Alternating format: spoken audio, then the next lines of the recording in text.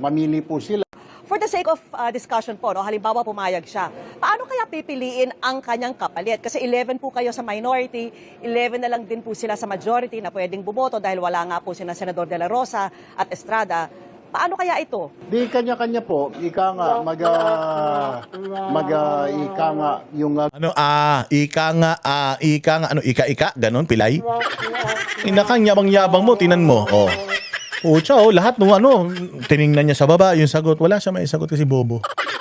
Bobo, kasi hindi yan basta-basta nangyayari. Pwede mo naman sagutin na yun ang hindi natin alam kasi first time na nangyari to eh. Hindi yung kanya-kanya, ika nga, anong ika nga, gago? Ika ka ba? May gout ka ba? Magandang araw, Banateros. Eto na naman, nandito na naman. Ang pinyong pinaka-paboritong fake news peddler sa balat na YouTube, Boss D at your service. Panibagong araw, panibagong kwentuhan na naman at panibagong kupalan na naman at walang pakwenta-kwentang mga diskusyon sa mga bagay-bagay. At pasasakitin na naman natin ang mga luwat ay batong balunan, puso, isip at kaluluwa, lahat ng mga tanga. Sa Pilipinas, lahat ng mga bobo, inutil, walang silbi, mga gunggong, oplok, mga abnormal, mga iyakin, ang tatanda na mga isip bata pa, mga sensitive ang mga puso, mga walang buto, mga kupal, animal visit, walang silbi, pabigat, salot, putok sa buho, hindot, pala mo yung sinto-sinto, mga baliw, sabog, batak, mga adik, pusher, kurakot, kawatan, magnanakaw, sindikato, membro ng kuratong baliling sa gobyerno at mga kidnapper sa Pilipinas, lalong-lalo na sa pamahalaan. Mga kawatan, magnanakaw, mandarambong, mandurukot, mandurugas, mga sinungaling, mambubudol, impakto, maligno, masasamang espiritu, mga kampo ng demonyo, satanas, Judas, Barabas, Estas. Kamusta naman mga Pilipinas? Mga kababayan natin, mahal na mahal ko kayo. O bago lahat mag-follow panatilihin po kayo naka-follow sa ating mga Facebook pages, ang Boss Dada Facebook page, dalawa po yan, at ang ating YouTube channels, ang Boss Dada TV at ang Boss Space Dada 2.0, nandiyan sa ibabaw. Follow po kayo dyan, lambing lang. Palakasin natin ang ating mga boses.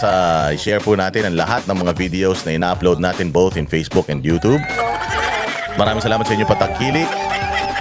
Mabuhay ang Bayang Pilipinas. At ipa-plug ko lang, ipa-promote ko lang yung pelikula ni Direk Daryl Yap, ni Gerald Napoles at saka ni Sir Jack, ni Malupito. Ang galing. Kagabi nanood kami ng premiere night, red carpet. Red carpet.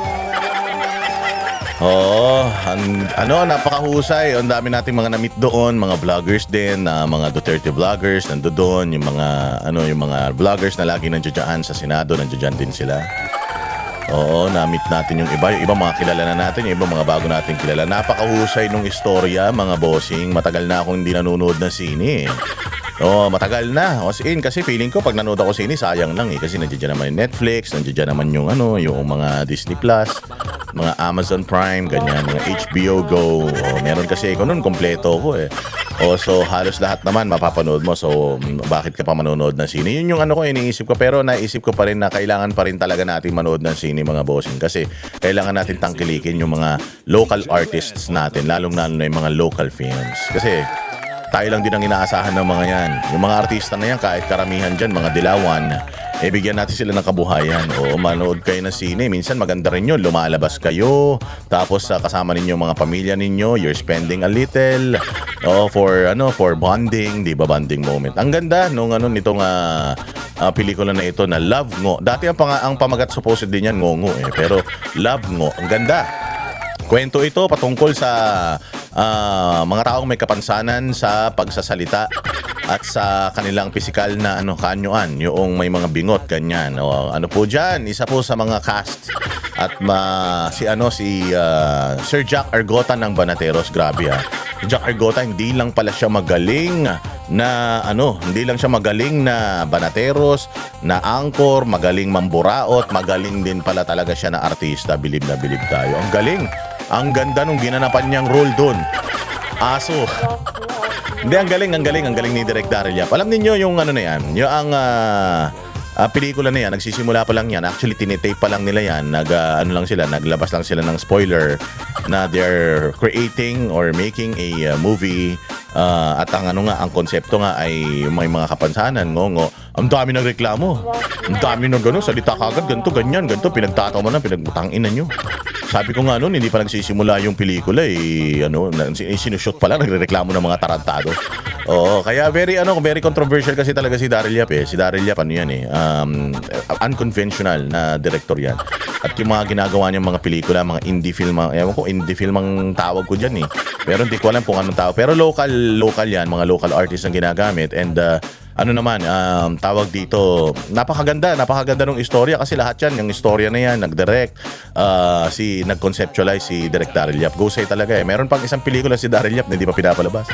Dahil pinipigilan, parang yung flood control na pinipigilan ni Tito Soto. Pucha, meron pa silang isang pinipigilan. Ano yun? Yung Pepsi Paloma na pelikula na dinirect din ni Daryl Yap na putragis yan. Ano pa lang yung teaser pa lang yung pinakita nila. Teaser pa lang, putang ina, kumulo na ang dugo ng mga Soto.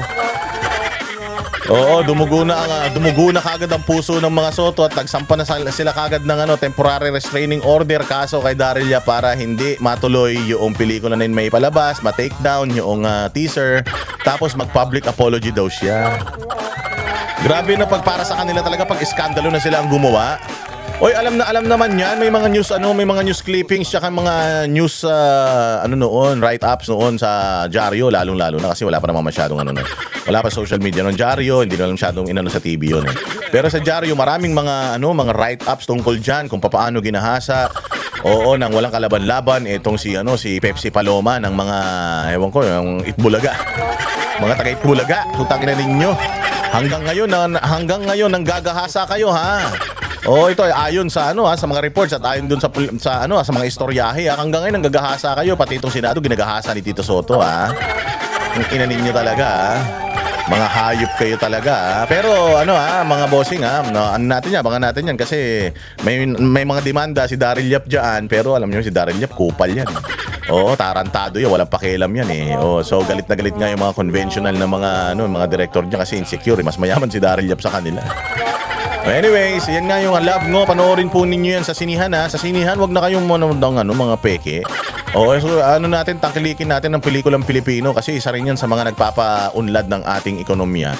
So, lumabas kayo, manood kayo, mga nandito sa Maynila o sa showing na po yan ngayon. Yung Love Ngo, napakahusay. Kompleto yan. Matatawa ka, maiinis ka, mai-inlove ka. Tapos talagang maiiyak ka. Oo, magbaong kayo ng maraming tissue, maniwala kayo. Tsaka newsep dahil paglabas nyo nung sinihan, 'di ba pinapanood nyo mga ngongo. Paglabas nyo ng sinihan, ngongo na din kayo. Bakit kayo ngongo? Hindi natin pinagtatawanan yung mga ngongo Bakit kayo mangongongo? Kasi nga iiyak kayo ng iiyak diyan. Syempre pag umiiyak ka, 'di ba nagkakasipon ka?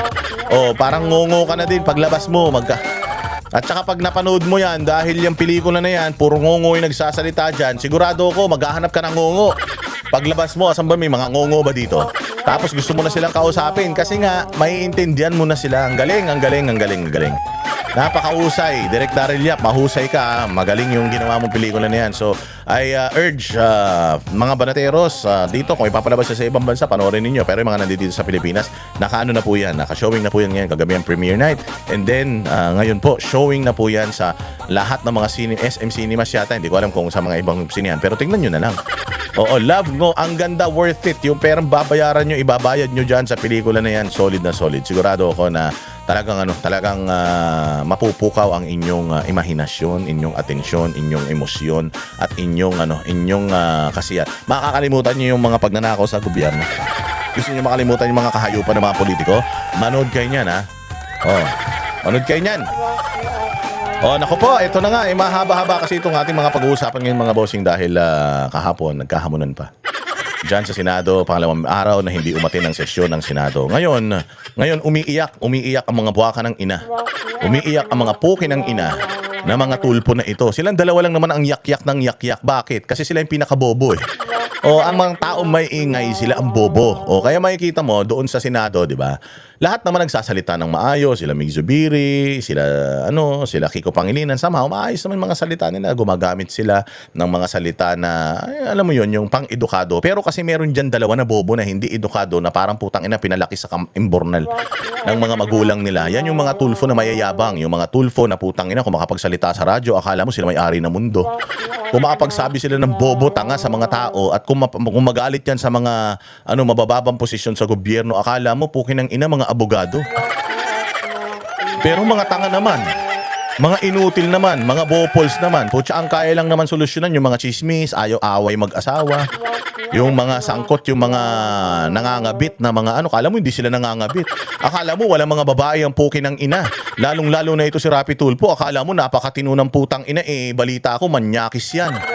Ang ina nito, kung makialam sa away ng asawa ng may asawa nga yan, hindi ba? Habang may asawa siya, iniwanan niya yung pamilya niya, nagpakasal siya ngayon sa bago niyang asawa ng mukhang ewan. Putang ina, mukhang manok. Mukhang manok na pansabong, may palong. May palong na ganun. Kaya tingnan mo yung mga anak, okay ng ina niyan, yung mga anak ang tataba. Ay, ewan ko kung bakit tumaba ng ganyan yan. Ewan ko kung ang pinalamon ba dyan, mga pagkain ng baboy. Ang yayabang kasi. Bakit ka nagsasalita ng ganyan sa kanila? Putang yayabang. Kung makapang down ng tao, akala mo sila ang hari sa Pilipinas. Hayop na mga ito. Ang iingay, silang dalawa lang ang maingay. Alam ninyo, yung mga senador na nandiyan sa minority, mga Taiman yan eh. Ibig sabihin ng Taiman, yan yung mga matatagal ng mga senador. May bago silang senador, tapos mga bobo pa. So binubulungan nila, sige na, asarin nyo. Sila naman, sige, full blast sila.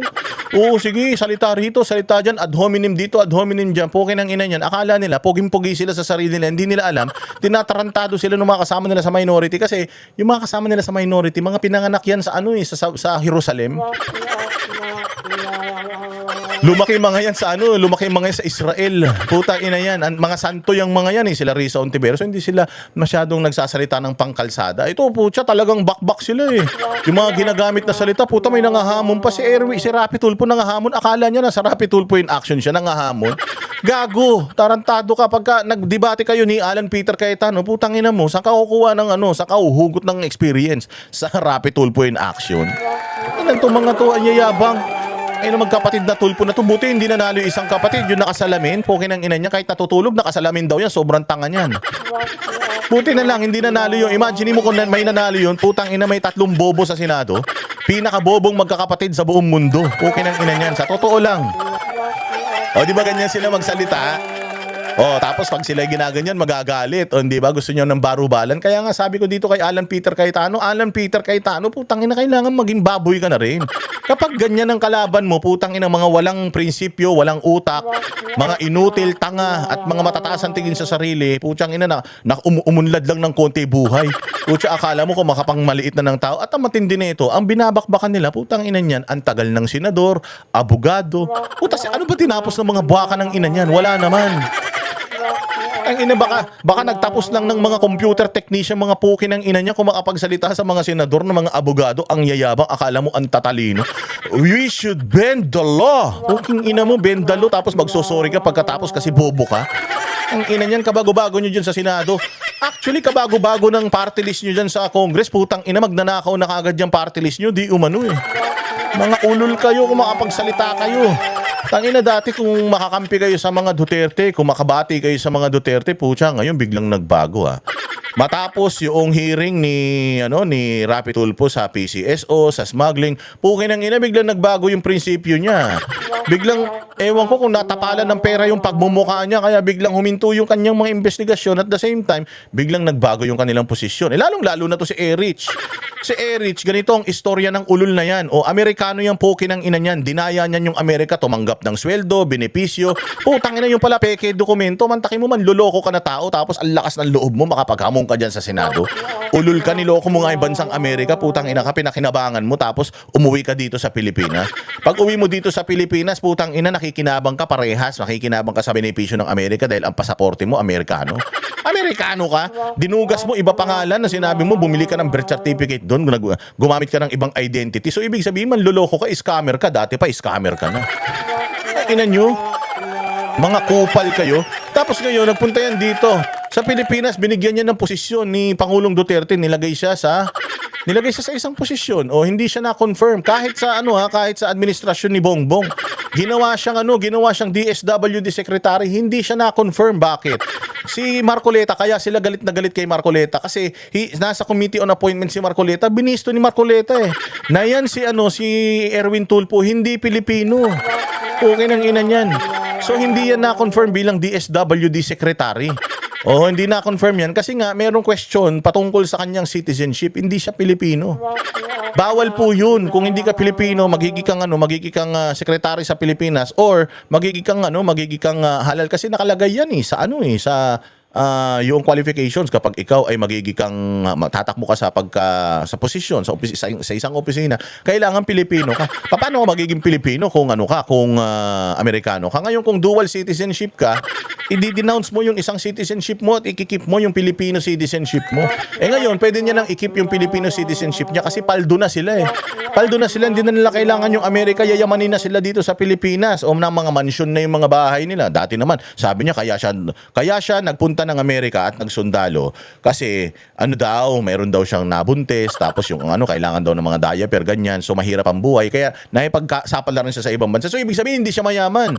Hindi siya mayaman. Alam mo yung mga sundalo sa Amerika, hindi naman mayayaman yan pagka lumalabas nga sila yung hindi na sila sundalo, nahihirapan nga silang makihalubilo sa tao dahil may mga warsyak yan. Pero hindi sila mayaman. Usually sumapasok sila sa mga security agency and so on and so forth. So siya umuwi siya sa Pilipinas tapos broadcaster, newscaster, kinang ina paano naging bilyonaryo yan. Di ba? Ibig sabihin, putang ina niyan, meron ding mga hokus-pokus na ginawa yan kaya nagsiyaman niyang mga yan. Di ba? Hindi ka ba magko-question? Dati ka lang nakipagsapal lang sa ibang bansa, tapos pag uwi mo dito sa Pilipinas, mayaman ka na. Ayan na, hindi siya natanggap sa DSWD.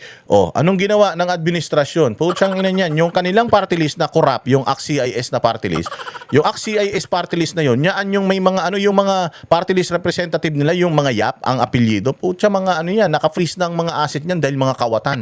Mantakin mo kasama nyo sa party list kawatan, putang ina ninyo, tapos nakikialam kayo sa away ng pamilya, away na may asawa, yung mga kasama nyo pala sa party list magnanakaw. So natanggal yung isang nila party list kaya siya ang ipinalit. Hindi binoto ng taong bayan putang inang Erwin Tulfo na yan. Ipinalit lang yan kaya siya naging congressman. Syempre utang na loob niya yun sa administrasyon dahil pinayagan siya na gawin yun, pikit mata lahat ng mga congressman, pati nung COMELEC doon sa nangyari na yan. Nilagay siya sa ACT-CIS, tapos congressman siya, nagyabang-yabang siya doon, binababoy nga siya ni Richard Gomez doon tapos ngayon tumakbo siya na senador kasi nga naman congressman ka na tapos tumakbo na senador. Samantalang itong kalaban ni Benny Abante diyan sa yung kalaban ni Benny Abante diyan sa District 6 ng Maynila, nanalo yun sa eleksyon. Pucha yan dahil sa citizenship. Ang tagal ng konsyal noon ang tagal nang naglilingkod sa gobyerno noon. Pucha dahil lang sa citizenship na tawag diyan, yung na forfeit yung kanyang pagkapanalo at dinagay nga diyan si Abante. Samantalang itong putang inang Erwin Tulfo na ito, Amerikano, sundalong Amerikano, pumunta rito sa Pilipinas, dinugas ang Amerika. Tapos putya naging senador pa. Tapos ngayon linis-linisan ka sa Senado, pukin ng ina mo. Akala mo ikaw yung pinakamagaling diyan, ulul. Tinan mo yung mukha mo, hindi na gumagalaw dahil sa sobrang dami ng botox mo. Kupal. Utang ina nyo, kala nyo mananalo kayo sa amin pakinggan natin mga bossing yung interview ng ulul na yan. Pwede Eto. siguro, pero sa tingin ko lalo kay Senator Alan Cayetano, palakulin mo man yung mukha nun baka tatalbog lang mo yung palakol. Palakulin mo daw ang mukha ni Alan Peter Cayetano, baka tatalbog lang daw yung palakol. Pukin ng inan yan, ganyan ba magsalita yung mga Kung vlogger ka katulad ko, pwede ka magminuminura. Pero kung puta senador ka, ang ina-feeling mo na sa radyo ka pa din, mantakin mo, papalakulin yung mukha. Papalakulin yung mukha ni Cayetano, pucha death threat yan Di ba ganyan si Claire Castro mag-isip? Sinabi lang kay Claire Castro na ikaw pag wala ka na sa pwesto, nako po, appendix mo lang ang walang latay. Pucha yan, nagdemanda ang Gaga dahil daw death threat yun kasi daw pati appendix daw niya, walang latay. Tapos kahit daw palakulin mo ang mukha ni Alan Peter Cayetano, death threat yan bawal yun si Inday Sara, inaano nyo ng death threat grave threat. Tapos ito, papalakulin yung mukha ni Cayetano.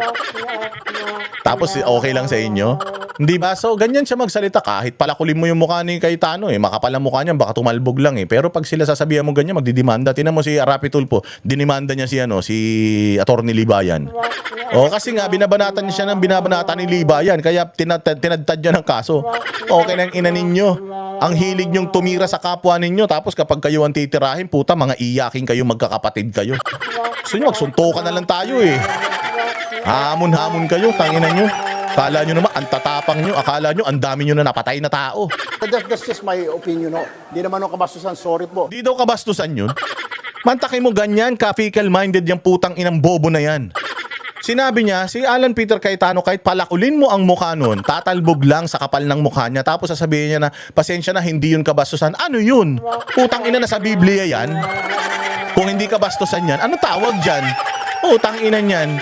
Diyan pa lang sa interview mo, nagtatarantado ka na eh. Diyan pa lang sa interview mo, ano ka na eh, nagsisinungaling ka na eh. Kailan pa naging hindi kabastusan ang papalakulin mo ang isang tao sa mukha, sa sobrang kapal ng mukha, tatalbog yung ano? Tatalbog yung palakol. Gago sa kapal ng mukha mo, Erwin Tulfo, putang ina, kahit mura-murahin ka ng tao, mas matindi pa yun sa palakol ha. Kahit mura-murahin ka ng tao, buha ka ng ina mo, hindi ka nahihiya. Ang tigas ng pagmumukha mo, ganun katigas ang pagmumukha mo. Oh, pasensya na ha. Pardon my French, okay? Hindi naman sa dinidisrespect ko tumpukin ng inang Erwin Tulfo na ito. Pero pardon my French ha. Oh, ganyan siya, di ba? Oh, pardon my French daw. Hindi daw niya balak bastos. Hindi mo ba bastos? Ang tawag dyan, di ba pambabastos yan? Tapos sasabihin mo, hindi mo binabastos si Alan Peter Cayetano. Pwede ka naman gumamit ng ibang salita eh. Tangina ka, bobo ka talaga eh. Kung yan sinabi mo na yan, sa tingin mo hindi yan pambabastos, putang ina mo, may tama ka talaga sa utak. Meron ka talagang topak. Putang ina yung mga Tulfo talaga kayo. Mga abnormal talaga kayo. Pardon my French, ho. Pero yung sinasabi ko, sa sobrang kapal na ho ng mukha niya, ayaw niya mag-attend. 2 days na. Ang nagsasuffer po, Buka ka ng ina mo. 2 days na silang hindi umaten kasi nga nagbo-boycott daw sila. Dahil tinatarantado ang Senado. Pukin ng ina ninyo. Kayo ang unang nag-walkout, mga putang ina nyo. Nung nag-walkout kayo, hindi naman nagsalita ang mga senador tungkol sa inyo. Sinabi nila, wala, ganun ang ginawa nila, ano magagawa natin? O, pero nung hindi umaten, itong ng 2 araw, unang araw dahil inaresto si Jinggoy, dahil binastos ang Senado, pangalawang araw, nagpo-protesta sila. Putsang ina, karapatan nila yan eh. Gusto nila magprotesta, anong pakialam mo, tas salita ka ng salita dyan, putang ina mo ka. Kayo nga, hindi kayo hindi kayo nasa caucus na dahil lang wala kayong numero. Nag-walk out kayo, puha ka ng ina nyo, hindi nga nagsasalita ng masasakit na salita sa inyo yung mga kasamahan ninyo eh. Kayo ang salita ng salita doon. Sinabihan lang kayo na hindi kayo mga abogado eh. Kaya ka ganyan magsalita kasi hindi ka abogado eh. Putang ina, bobo ka eh. Yan yung mga pinagmamalaki yung mga broadcaster. Putang ina, pag ako naging senador, pukin ang ina nito, araw-araw mumurahin ko sa plenaryo to eh. Oo. Bastusan eh, di ba? Pucha, sinasabi ninyo na ang dignidad ng Senado ay bumababa. Bumababa ang dignidad ng Senado, binabastos ang Senado. Paano hindi babastos si Senado? Putang ina, bastos ang mga buwaka ng ina nito. Oh, pakyo ka. Ang dami ko ng mura sa'yo. Putang ina mo, hamunin mo ako. Ulul, demandahan ang gusto mo? Walang demandahan.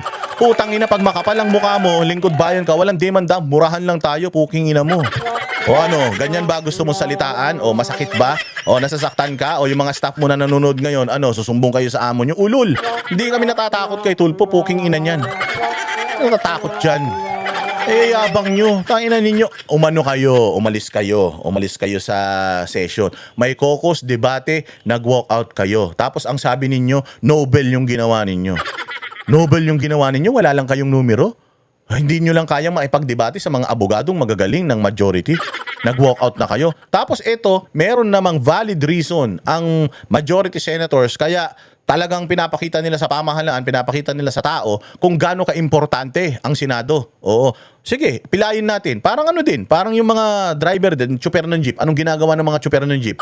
Kapag feeling nila, tinatarantado sila ng gobyerno, sila nagbibigay ng transportation means sa mga tao na hindi kayang ibigay ng gobyerno, tumutulong sila sa gobyerno para mahatid kayong from one point to another. Nagrarally din sila, di ba? Nagbo-boycott din sila, di ba? Kasi kasama yan sa demokrasya ng Pilipinas eh. O ngayon, ano sinasabi ninyo? Hindi gumagana ngayon ang Senado dahil sa sa pagbo-boycott nila. Di ibig sabihin successful yung ginagawa nila Pilay ang Pilipinas pag wala ang Senado, kapag hindi nag-function ang Senado. Bakit? Putang ina kung tratuhin ng gobyerno na ito ang Senado, parang putya mas nakakaangat sila. Hindi pwedeng ganun. Ipinaiintindi ni Cayetano na kung hindi magkakaroon ng mga sessions, hindi magkakaroon ng mga batas sa Pilipinas. Kahit naman hindi magkaroon ng mga bagong batas sa Pilipinas, ganun din naman, ninanakaw nyo lang din naman yung pera ng bayan Pukin ang ina ninyo, puros lang naman kayo kulimbat at saka kupit Di ba? So ngayon pinapakita ng Senado ngayon na we are the Senate. Hindi tayo dapat nagpapatakot. Dapat nga kayo, mga senador na kasama dyan, dapat nakikiisa kayo Nakikiisa kayo para ibalik ang dignidad ng Senado, para malaman ng taong bayan pati ng gobyerno kung anong importansya ng Senado. Dapat nakikisama kayo sa kanila at pinapakita na we are as powerful as you. We are equal. You are not superior to us. We are not superior to you. Your government will not work without each other. Tatlo tayo na nagtutulong-tulong, judiciary, legislative, and executive. Tatlo tayong magtutulong-tulong. Dapat nagtutulungan tayo, hindi tayo nagtatarantaduhan. O ngayon, kung feeling mo mas mataas ka dahil executive ka, tatarantaduhin mo ko ulol. Tingnan ko lang kung hindi ako kikilos ng ina mo ka kung may ma-achieve ka. Di ba? Ngayon ramdam na ramdam nyo, tain-tai kayo to the point na mag-ad hominem kayo ng tuloy-tuloy para lang babuyin yung majority senator. Kayo nauna Nauna kayo nag-walk out Nauna kayong lumabag sa rules ng ng Senado, tapos putang ina isa-cite niyo yung mga rules ng Senado na kailangan kapag nag-cancel ka ng ganito, ganyan, ulul. Putang ina ninyo. Kaya gusto nyo na yung Senado pumasok diyan kasi nga plano nyong agawin yung mga komite ng Blue Ribbon kasi mga kawatan kayo, lalabas ang mga pangalan ninyo diyan sa sa mga hearing na yan, putang ina ninyo. At yung mga taong pinoprotektahan nyo, finally mapapatawag na diyan. Kaya tain-tai kayo. Kasi at 11, putang ina ninyo, hindi naman nyo makukuha kay Alan Peter Cayetano yung yung Senate presidency. Kailangan nyo ng 13 kahit maging 12 kayo, hindi nyo pa rin makukuha kay Alan Peter Cayetano yung Senate presidency. So why not just work with him? Why not just let the Blue Ribbon Committee takes its course? Or bakit hindi na lang kayo magtrabaho na hindi, putang ina nyo, araw-araw away kayo ng away. Di wag na tayo magtrabaho, nag-aaway lang din tayo. Tapos ngayon, matapos kayong mag-walk out, matapos ninyong samantalahin yung inyong karapatan na mag-walk out, putya sila, hindi sila umaattend ng session, nagngangangaw-ngaw kayo. Mga gago pala kayo That's the taste of your own medicine. Masakit ba? Mapait ba? Ayan, ganyan ang ginawa nyo noong nag-walk out kayo nung nakaraang Martes. Ngayon hindi kayo inaatinan. Ano ngayon ang pakiramdam? Gigil na gigil, ad hominem, galit na galit sa ad hominem. Sinabi lang ni Marcoleta without giving negative meaning to anything. Yan ang mahirap pag wala tayong alam sa batas. Anak ng tokwa, hanggang ngayon galit na galit ang mga putang ina, sapul na sapul si gago Kasi wala namang alam to putang ina nito. Ang magaling lang to sa ganyan, mang-atake, magmura, babuyin yung kalaban. Kaya nga ginagamit silang dalawang magkapatid, kaya nga sila nandiyan dyan para dun Yung isa nagahamon, kung matapang ka, pumunta ka rito, ulul. Putang ina, kung matapang ka, dapat pinanagutan mo yung asawa mo na pinakasalan mo nung una, kung matapang ka talaga. Putang ina, tsaka kung matapang ka, sabi ni Montulfo, yung kuya mong abnormal, takot ka daw sa asawa mo. Bakit? Kasi yung asawa mo nagpapalamon sa'yo, di ka naman yumaman kundi dahil sa asawa mong pangit Kaya mo nga pinatulan yung kahit pangit kasi may pera. Kita nyo yung mga anak ninyo kinalabasan, putang ina, mga mukhang bulugin na mga baboy. Ina ninyo, kala nyo baboyan ba? Tangina, galing kayo sa kampo ng mga Duterte, kaya kayo mga mga crass, kaya kayo mga kupal tapos gagamitin niyo yung kakupalin niyo sa amin, ulul, mas kupal kami sa inyo. Utangina niyo, ano pa sasabihin nitong bugok na ito? Yung taong bayan. That is the problem here. Kaya nga po, panawagan ko sa kanya, and I'm sure he's watching, and I'm sure magla-live na naman siya mamaya dahil vlogger na po yata si... Bakit ikaw din naman, vlogger ka din naman, buha ka ng ina mo ka? Di ba kumakain ka ng mga ulam mo sa bahay, binibidyo mo pa, tarantado ka? Habang nagugutom yung bayang Pilipinas, vlog ka ng vlog ng kinakain mo, putang ina mo, hindi ka pa mabilaukan. Ulul, tangina mo, vlogger ka din. Lalo-lalo na yung kapatid mo. Yung kapatid mo si Rapi Tulfo, vlogger din yan. Tangina niyan, ang laki ng kinikita sa YouTube ng ulul na yan. Tangina ninyo, ang hilig nyo manilip ng kapwa, mga vlogger din kayo. Yung mga ninyo, yung mga Facebook ninyo, puro video nyo rin mga mukha nyo, putang ina ninyo hindi ba? Anong tawag doon? Di vlogger din kayo, ulul. Oh, bakit ka nagagalit na nagbablog si Alan Peter Cayetano, pati yun ikaw may-ari? Tarantado ka, di tanggalin mo yung live, magpumunta ka ng Meta, tapos sabihin mo tanggalin yung live function. Si Bongbong Marcos nga vlogger eh. Presidente na vlogger pa eh. Tangina, ba't di ka nagrereklamo, ulul ka? Tangina nitong mga to, kala mo kung sino magmalinis sa mga ulul. Akala mo ang kikintab eh. Senator Cayetano, SP Cayetano, parang awa mo na pumasok ka na bukas, 10 ng iyong mga kasamahan para magkaroon po tayo ng quorum. Bago man lamang tayo magsinidya, ipakita po Ulul, tangina ninyo kasi kahit magsini-DA sila, ibig sabihin magano sila, adjourn sila. Yung mga kupal na yan, tuloy-tuloy pa rin ang flood control hearing. Tuloy-tuloy pa rin flood control hearing. Pagka nagano pa naman sila, nagbi-break pa naman sila si Erwin Tulfo tsaka yung pamilya niya ng mga pamilya niya mga putang inang ewan ko. Anyayaman na mga mukhang pa rin, mga mukhang sako pa rin ng bigas. Tsang ina niyan, mamamasyal na naman yan, no? Naka-private jet na naman yan, saan pupunta na yung mga ulul na yan. Kaya ayaw, tuloy-tuloy pa rin kasi kahit masinidi tuloy-tuloy pa rin yung hearing ng flood control scandal. Kaya puta, tain-tai itong mga to. Tapos, ito pa masaklap, wala pang minority na naitatalaga sa flood control, sa flood control, sa Blue Ribbon Committee. Di ba? Mantakin mo sasabihin mo si Alan Peter Cayetano na makapal ang mukha, tatalbog ang itak sa mukha niya, ang palakol sa mukha niya, tapos makikiusap ka, panawagan, gago ka ba? Puta, pag nananawagan ka, kailangan mabait ka, simula pa lang mabait ka, mantakin mo, babasusin mo yung tao, tapos mananawagan ka. Kung sa akin, manawagan ka, putang ina mo, pakyo ka. Parang, sinabihan mo ko ngayon na pangit ako, tapos mangungutang ka sa akin, memya, magpapalibre ka sa akin, gago ka ba? Ay nang ganyang kabobo si Erwin Tulfo, hindi niya iniisip kung ano yung sinasabi niya. Alam yung utak niyan, parang basurahan eh. Kung ano yung unang maisip, lalabas sa bibig. Ganyan yung mga tanga eh. Hindi na pinaprocess yan. Pucha, pag may pumasok sa isip, labas sa bibig. Parang ano yan, alam mo yung tumbong? Alam mo yung tumbong? Yung pag may pumasok sa bibig mo, pumunta sa tiyan mo, pwede mo nang itae. Ganun yung bungangan yan, tsaka yung utak niya nagfa-function. natin sa mga kababayan natin na mga senador tayo, professionals po tayo. Senador kayo, professional kayo, walkout kayo ng walkout, kayo nagsimula eh.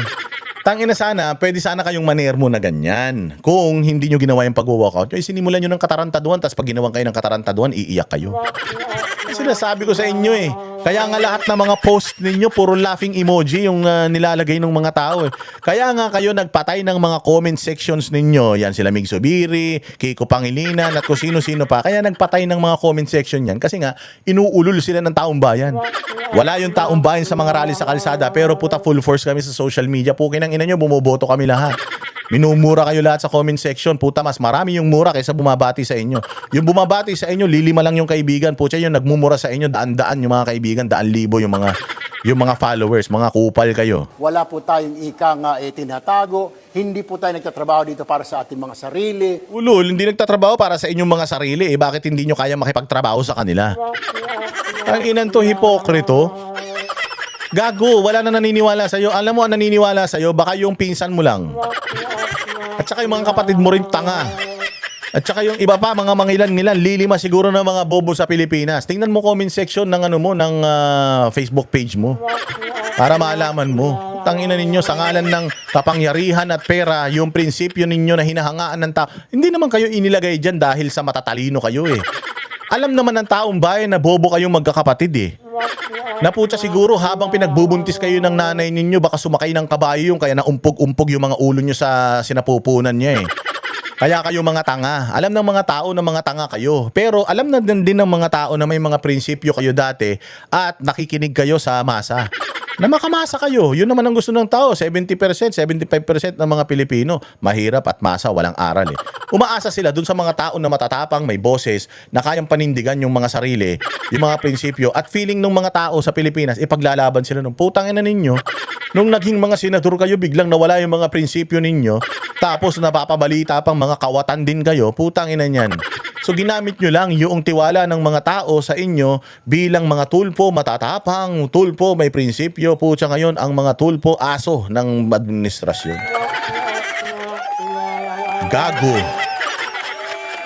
Para sa pamilya, para sa business interest ng ating pamilya, para sa grupo, political party, o para sa isang tao, na we're here to work for the entire nation. Kahit na po ikaw Ba't kayo nag-walk out? Oh, if you work for the entire nation, ba't kayo nag-walk out? At nagsisinungaling si Rapi Tulfo na pinatayan kayo ng aircon, mga kupal kayo. Bakit kayo gumagawa ng fake news magkapatid? Supporter, Marcos supporter, kung wala kang sinusuportahan, magtrabaho po tayo, gumawa tayo ng mga panukalang batas, let us pass laws for the good of everyone. Putang ina, baka baka maging santo ka balang araw, palitan mo si Kian De Los Santos. Tanginang bait oh. Mantakin mo bigla kang naging statesman matapos mong sabihin na palakulin yung mukha ni Make up your mind. Ano ka ba talaga? Siga ka ba? Statesman ka ba? Matalino ka ba? Putsang ina, meron kang super duper split personality. Kanina lang nambababoy ka. Nung pagkatapos mo mambaboy, sinasabi mo na no disrespect. No disrespect. Disrespect ka nga. Inan yan. Ganyang kabobo yan. Sabi ko, kung anong maisip niyan, labas sa bibig yan. Kung ano yung maisip niyang siya, matalino siya, magmamatalino siya. Kung biglang uso ngayon ng basketball, magaling din siya mag-basketball. Kung uso boxing, magaling din siya mag-boxing. Lahat ganun siya. Ang pinakamagaling na tao sa balat ng lupa, may kanta yung Sugar Free niyan eh. Ang pinakamagaling na tao sa balat ng lupa, mga Tulfo yan. Tungkol naman doon sa Senate Blue Ribbon Subcommittee, sabi ni SP Cayetano, tuloy na tuloy ang pagdinig nila kahit wala pang minority representation. Pero pwede raw dumalo ang minority bloc doon. Ano po ang inyong reaksyon dito? Wala po kaming pakialam doon, hindi gusto ho niya. Sige po, hindi po namin haharangin. Kung gusto nila magkaroon ng committee hearing po, subcommittee, yung Blue Ribbon, okay lang po yun. Napuna lang po kasi namin. Okay lang, tapos may napuna. Inan yan, meron bang okay na may napuna? Kung okay lang, ganun lang, okay lang yun. Sige lang, gawin nila yun. Walang problema yun, basta pumasok sila bukas. Ganun lang sana, hindi. Okay naman sana yun, kaya lang napuna lang namin. Ano napuna mo na naman? Okay nga, may napuna ka pa. Saka naman makakita ng okay na may napuna ka. Ay, nabobo talaga eh. Pinaglihi talaga to sa sa bugok na itlog eh. Na bago ka magkaroon ng subcommittee, dapat po muna, i-create mo muna yung committee. Hindi po nakikreate po yung mother Na-create na nga committee. eh. Well, na-create na nga. Ano ba? Hindi na-create? Na-create na nga. Sabi niya, hindi daw na-create, tas na-create na nga. Okay nang ina mo, na-create na pala, tas sasabihin mo, hindi na-create. Tarantado ka pala eh. Kaya nga may hearing na bukas eh. Dahil na-create na yan eh. Tas sabihin mo, hindi na-create, tas na-create, hindi na-create. Ano ba talaga? Putang ina, bobo talaga to. Akala mo talaga, jokebox eh. Alam mo yung jokebox? Puta, hindi na mag-iisip yun. Pag naglagay ka ng barya, naglagay ka ng numero, kakanta na kagad yun. Ganyan yan. Jukebox na tanga.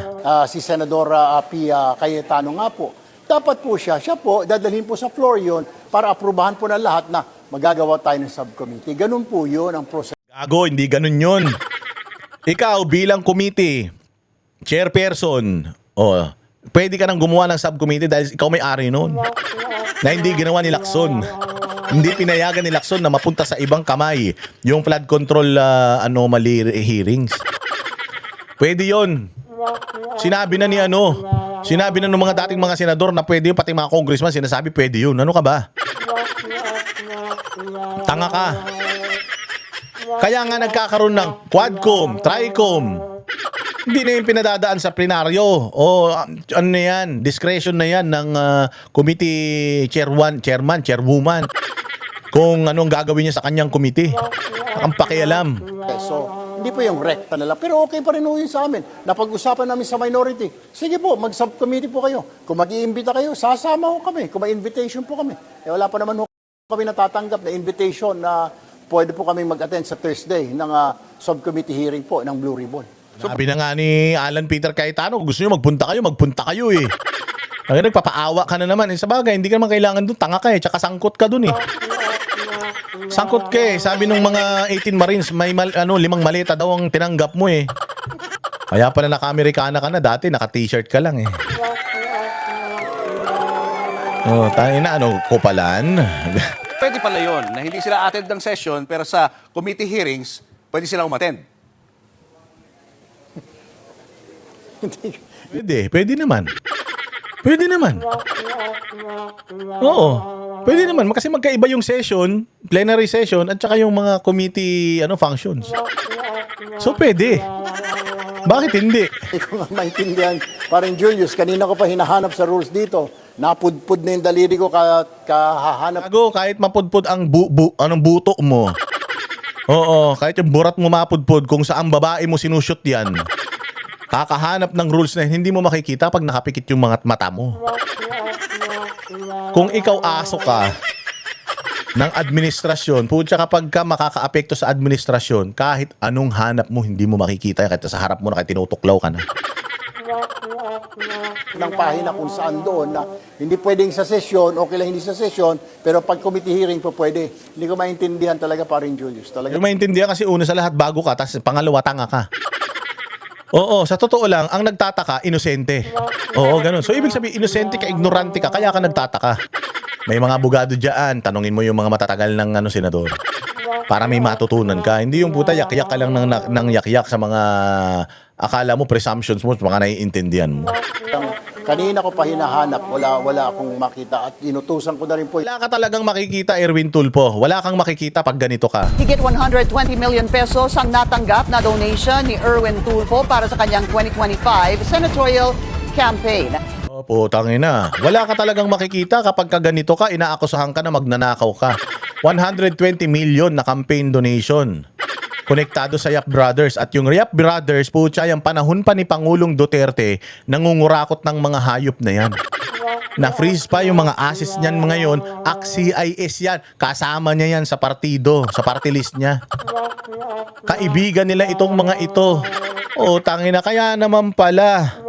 Nagbago ang prinsipyo. Ikaw ba naman makatanggap ka ng 120 million eh.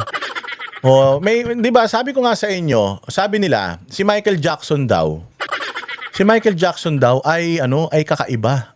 Eccentric daw siya at ano daw siya, yung alam mo yun, parang ano daw siya, yung iba ang kanyang pagkatao, hindi daw siya normal. Hindi daw siya normal. Putang ina nyo. Ito nga 120 million lang ang nakuha. O kung magkano lang yung mga maleta, laman ng maleta, kung ilang milyon lang yun. Sabihin na natin, nakakuha to ng 1 bilyon. Sabihin lang natin kunyari lang, kahit dito to. Nakakuha si Erwin Tulfo ng 1 bilyon na pera na hindi niya pinaghirapan, halimbawa. Magbabago ka talaga. O kung totoo yung mga bali-balita na nagnakaw ito, o kita mo, nagbago na siya. Hindi na siya yung dating Erwin Tulfo na kakampi ng mahihirap, na binabanatan yung mga korap, yung mga bobo sa Senado, minumura, si Risa Ontiveros, si Kiko Pangilinan, si Trillanes, lahat minumura niyan. Pero ngayon, tinan mo kapatid na niyan, kaibigan na niyan. Puta, baka kumpare niya na sa binyag tsaka sa kasal yan eh. O ganun na siya. O binago siya nung pera. O naniniwala ba kayo na babaguhin kayo talaga ng pera? Oo. Si Michael Jackson, tinan mo. Sobrang dami ng pera niya. Puta, sa sobrang dami ng pera niya, hindi mo kayang bilangin. Dahil sobrang sikat niya. O, ngayon, si Michael Jackson, ano ba siya? Ano ba siya? Yung kakaiba ba siya na tao? Alien ba siya? Hindi. Pero na-alienate siya dahil sa dami ng pera niya. Dahil, ito nga magkano pera lang 120 million. Putsang ina niyan. Nagbago na siya ng ugali. Si Michael Jackson pa kaya na multi-billion, trillion ng pera niyan. Tanginan yan. Tsaka talagang hindi ka magiging normal kapag ganun karami pera mo. Tingnan mo si Michael Jackson, bumili nga ng giraffe. Bumili ng tren, paikot sa bahay niya. Putsang ina, ganun siya ka-espesyal. Oo, kaya feeling ng tao, iba na siya. O ganun din ito, binago si Michael Jackson ng pera niya at saka ng kanyang kasikatan. Hindi talaga siya pwedeng mamuhay ng normal kasi nga hindi naman siya pwedeng katulad ng normal na tao maglakat lang sa labas pagkakaguluhan siya. So talagang mababago siya noong pera niya. At yung pera niya, pinaghirapan niya. Ito matindi. Ito tsaka bata pa si Michael Jackson, ano na siya, kumbaga kung ano yung mundong iniisip niya, kung ano yung mundo na nakikita niya, yun yung totoong mundo para sa kanya. Hindi niya maiintindihan yung mundo mo kasi bata pa lang siya, ginroom na siya para sa mundo na ito. Ito mahirap naman tong magkakapatid na ito. Putang ina niya, kumakain lang, di naman na sardinas yung mga yan nun. Pero bakit nagbago sila? Dahil lang sa kakaunting pera. So kung magtataka kayo, bakit weird si Michael Jackson dahil kakaiba siya magkikilos, pati pananamit niya kakaiba, that is because he's super duper duper rich. Oo, at pinaghirapan niya yun. Dito ka magtataka. Oo, kasi si Michael Jackson, bata pa yun. So, dapat di na kayo nagtataka na bago, na iba yung kanyang way of life. Pero dito kayo magtataka. Galing ka sa hirap, nakikinig ka sa problema ng mahirap, bumabatikos ka sa mga corruption, tapos kurakot ka. Tapos, pagtanda mo, naging kurakot ka. Noong binigyan ka ng kapangyarihan para magkaroon, maka-perform ka ng changes sa mundo. Putsang ina, ganito ang ginawa mo nang hahayop ka dyan sa Senado. Yan yung mga sinasabi natin na mga hindi nila kayang i-manage yung kanilang kayamanan. Binago sila ng pera, pati prinsipyo nila binago. Napag-alaman ng Billionario News Channel na ang mga donor konektado sa kontrobersyal na Yap Brothers. Narito ang exclusive agenda report ni Joash Malimban. Nitong nakaraang December 9, inanunsyo ni Pangulong Bongbong Marcos na naglabas na ng freeze order ang Court of Appeals para sa 280 bank accounts, 22 insurance policies, 3 securities accounts at 8 air assets na konektado sa magkapatid na si Benguet Representative Eric Yap at AXIS Representative Ed Vic Yap. Pucha, AXIS Representative, Benguet Representative, Yap. Na-freeze sa mga assets, bakit? Kasi kawatan. Kasama ni Erwin Tulfo sa AXIS, kawatan. Ngayon, sabi nga nila, if you cannot beat them, join them. Kaya ayan, kinanggap na lang niya yung pera ng mga ito ayon dito sa report ha. Kasama rin dyan ang ilan pang personalidad at mga kumpanyang dawit sa naging investigasyon ng Anti-Money Laundering Council o AMLAC, tulad ng Silver Wolves Construction at Skyard Aviation. Ay mahigit 16 billion na ang pumasok sa mga transaksyon ng Silver Wolves mula 2022 hanggang Kaya kailangan sumipsip ni Erwin Tulfo kay Bongbong. Kasi si Bongbong mismo ang nag-flag doon sa mga kontraktor. Nakakulong na ba mga puki ng ina niyan? Hindi pa. Oo, naka-freeze na yung mga assets pero nakakulong? Hindi. Si Bong Revilla, nakakulong? Oo. Si Jinggoy, nakakulong na. Pero itong mga kontraktor na pinapangalanan nitong mga ulul na ito, lalong-lalo na ito si Bongbong na tanga, hanggang ngayon malaya pa. Anong ginagawa ng ombudsman? Hanggang ngayon malaya pa. Tas ang matindi nito, sangkot pa si Erwin Tulfo doon sa corruption nila. Kaya ayan, pucha, dinidilaan niya ang puwet ni Bongbong. Why? Kasi merong pinangahawakan sa kanya. Sige, subukan mong tumaliwas sa akin. Subukan mong tumalikod sa akin. Pucha, damay ka dyan. Kaya ngayon, kahit mali na, kahit baluktot na, ginagawa pa rin diretso, tuwid. Ginagawang tama nito ni Erwin Tulfo kasi nga, sangkot siya dyan. 2025 na karamihan ay may kaugnayan sa mga flood control project ng DPWH. Nakuha ng Billionaire News Channel ang mga opisyal na dokumentong nagdedetalye sa naging investigasyon ng AMLAC at ang specific assets na nakasama sa freeze order. Bukod sa mga nabanggit na personalidad, marami pang pangalan at mga kumpanyang kasama rito. Kabilang dyan ang ina ng magkapatid na congressman na si Victoria Go Yap, ang business partner ng Yap family na si Richard Chong at ang Yap-owned companies na Earthyard Corporation at Everyoung Industrial Sales. Ang lahat ng mga pangalang ito may probable cause para ituring na related sa isang unlawful activity ayon sa Court of Appeals. Sa aming pagsisiyasat, tugma ang mga pangalang ito sa pinakamalalaking campaign donors ni dating AXIS Representative at ngayon Senator Erwin Tulfo. Putang ina, tumanggap pala ng pera sa mga kawatan. Tumanggap ng pera sa mga kontraktor. Umamin pa yan sa Senate inquiry mismo ng Blue Ribbon Committee na alam niya na nagkakabilihan, bentahan ng proyekto sa Kongreso. Pinigilan mo ba? Hindi mo pinigilan. You became part of it. Kaya ngayon, corrupt ka na din. Kaya ngayon, basura ka na din. Kaya ngayon, yung mga dating binabatikos mo, kaibigan mo na, kasi nga, putang ina, binago ka na ng korupsyon. Ganyan ang mga Tulfo. Walang mga bayag. Walang mga betlog. Puros mga bulsa nila, mabusog lang nila yung bulsa nila, masaya na saya. Sino ngayon ang kapag pinalakol ang mukha, tatalbog? Sabi ko sa inyo, kahit yung Scud missile ng Afghanistan, pag tumama sa mukha ni Erwin Tulfo, mahihiya eh. Kahit hasain mo yung dulo ng missile, putya, hindi babaon sa mukha nitong Erwin Tulfo na ito sa sobrang tigas ng mukha eh. Pardon my French, ha? This is not disrespect. I do not intend to disrespect and pardon my French, pero makapal ang mukha nito. Sabi ko mas makapal pa sa gulong ng eroplano. Nakuha namin ang kopya ng Statement of Contributions and Expenditures ng Senador. 120.1 million pesos ang total campaign contributions na natanggap nito sa kanyang naging kandidatura, na tila pinagtulong-tulungan lamang ng 6 campaign donors. May 100,000 pesos worth of tarpaulin contributions ang Earthyard Corporation. 30,000 pesos worth of tarpaulin contributions naman mula sa Everyoung Industrial Sales. 15 million pesos worth of cash ang ibinigay ni Richard Chong, habang aabot sa 45 million pesos ang kabuuang ibinigay ni Putang ina, puros magkakasangkot sa corruption yung kaya naman talaga syempre, paano ka mananalo, wala ka naman pera. Kumuha ka ng pera mula sa mga magnanakaw. Anong gagawin mo pag nasa posisyon ka na? Hindi ba? Poproteksyonan mo yung mga campaign donors mo na nagbigay sa'yo ng pera. So ngayon, ayaw mo maimbestigahan tong mga to. Or ayaw mo na magamit ito against you. Kaya gustuhin mo man na maging majority senator ngayon, hindi na lang, sisirain mo na lang yung majority senator because marami kang mga kalansay sa sa iyong aparador. Oo, skeletons in your closet. Ang dami. Kabilang na ito at hindi lang ito. Oo. Dahil natikman mo na ang sarap ng mansanas ng pagnanakaw. Kaya po, tiyang ina, tinuloy-tuloy mo na.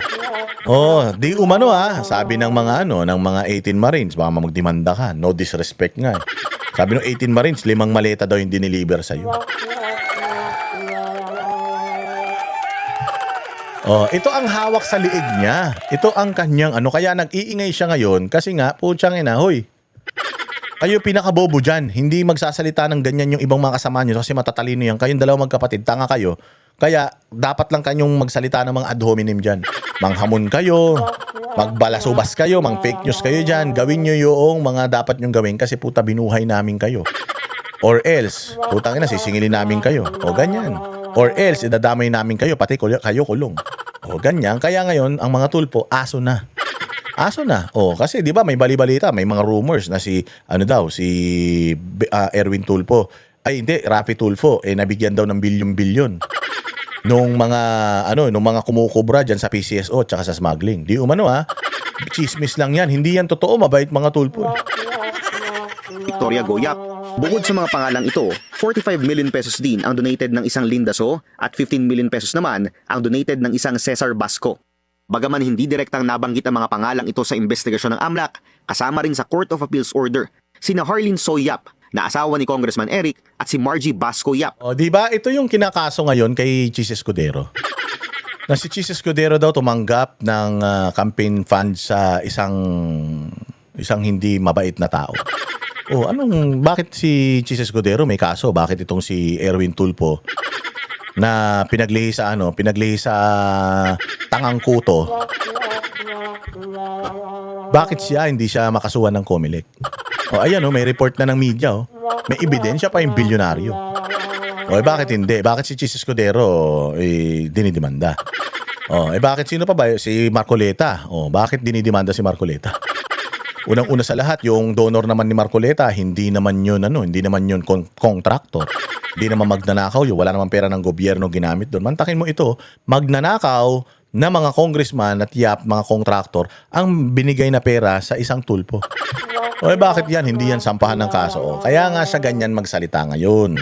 Kaya siya ngayon palaban at kaya siya ngayon binabanatan niya yung majority senators kasi meron siyang bahong itinatago. Yan nga yung sinabi ni Alan Peter Cayetano. Kaya galit na galit siya kay Alan Peter Cayetano. Kaya sabi nga nila lumipat na sa amin lahat, wag lang si Alan Peter Cayetano. Bakit? Kasi sinabi ni Alan Peter Cayetano nung nagwo-walk out sila, baka mamaya magsimula yung flood control hearing, lumabas yung pangalan mo O, ginanon siya. Maraming alaman niya si Alan Peter Cayetano. Kaya takot na takot sila kay Alan Peter Cayetano. Bakit? Walang may control kay Alan Peter Cayetano. Kaya pinipilit nila mag-resign. Bakit mo pinipilit mag-resign si Alan Peter Cayetano? O kung halimbawa magre-resign si Alan Peter Cayetano. Tapos, sino ngayon ang Senate President? 11 kayo parehas kung di ka ba naman bobo. 11 kayo, 11 sila. O ngayon, paano kayo ngayon makakakuha ng bagong Senate President? Wala naman kayong 13. Hindi ka nag-iisip Parisign ka ng parisign. Hindi mo alam kung ano mangyayari pag nag-resign yan. So pag nag-resign yan, sino ngayon Senate President? Ikaw? Ang ina-ibobo ka? Hindi mo naisip yon? Hindi mo maiisip yun kasi tanga ka Kasi nga ang utos lang sa'yo, babuyin lang ang Senado tsaka babuyin si Alan Peter Cayetano. Tanungin ka. Kung halimbawa, mag-resign nga si Alan Peter Cayetano, sino papalit sa kanya? Kung halimbawa, itong majority, ngayon, nag-nominate sila. Halimbawa, ni-nominate nila si Lori Legarda.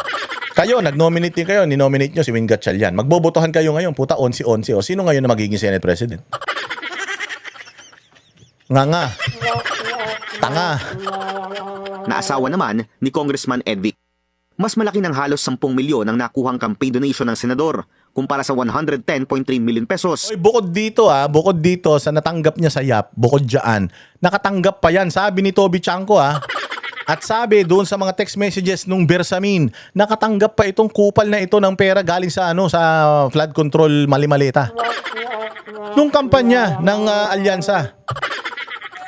lahat daw ng mga senatoriables noon nakatanggap ng pera mula dun sa mali-malita. O, kaya ganyan yan. Kaya nagbago si Erwin Tulfo. Gusto ba ni Erwin Tulfo yung mga naririnig niya sa akin ngayon? Malamang hindi. Kasi bistado siya. Pero no disrespect, sir. No disrespect, pardon my French. Ganito lang talaga ako magsalita. Hindi naman kita minumura talaga. Oo, bulaklak na lang ng dila ko ito. Lalong-lalo na kapag triggered ako, kapag hipokrito yung kaharap ko. So huwag ka magdidemanda, masyado kang iyakin. Na naitala ng gastos. Ibig sabihin, kung hindi man buo, at least 50% ng kabuuang gastos ni Senator Erwin sa nakaraang halalan, funded ng pamilyang Yap at mga personalidad at kumpanya na konektado sa kanila, batay sa investigasyon ng AMLAC. Pauna nang sinabi ni Senator Erwin na hindi niya pinagtatakpan ang mga dati niyang kasama sa ACT-CIS nang idawit ng Senate witness na si Orly Gutesa ang pangalan ni Congressman Eric Yap sa flood control scandal. Muli namin sinubukang kunin ang panig ni Senator Tulfo bago ilabas ang ulat na ito, pero hindi pa siya nagpapaunlak sa isang panayam. Magpapaunlak yan. Magpapaunlak ba yan pagka yung kakapalan ng mukha niya yung pag-uusapan? O ngayon, ipaliwanag mo ngayon to, Erwin Tulfo. O di ba sabi mo makapal ang mukha ni Cayetano. Si Cayetano ba may ganitong kaso? Si Cayetano ba tumatanggap ng pera mula sa mga kurakot? Si Cayetano ba katulad mo na magnanakaw di umano? O kahit di ka magnanakaw, tumanggap na lang ng pera sa mga magnanakaw. Yung ninakaw na pera ng taong bayan, sabi doon sa text message na kumakalat, nakatanggap daw kayong mga alyansa. 60 million yung binayad nyo kay Andrew E. sa pagrarap. Wala na mga kwenta-kwenta mag-rap yun. 60 million, gaano kalaki yung nakuha nyong pera para sa kampanya nyo? Hindi nga kayo nangampanya eh. So ano yun, tinago nyo, binulsa nyo? Hindi kayo nangampanya nung 2025 elections. Hindi kayo umikot kasi nga, yung Duterte ang tinatangkilik ng tao at dahil nga sa mga kababuyan ninyo sa flood control, hiyang-hiya kayo, kaya nga natalo yung karamihan sa inyo dahil mga magnanakaw kayo. Nanalo lang naman kayo mga Tulfo kasi Tulfo kayo eh. Naniniwala pa rin ng taong bayan na somehow meron pa rin sa puso ninyo yung baka bumalik kayo dun sa dating kayo, pero hindi na. Point of knowledge, sabi nga, that ship has sailed a long time ago.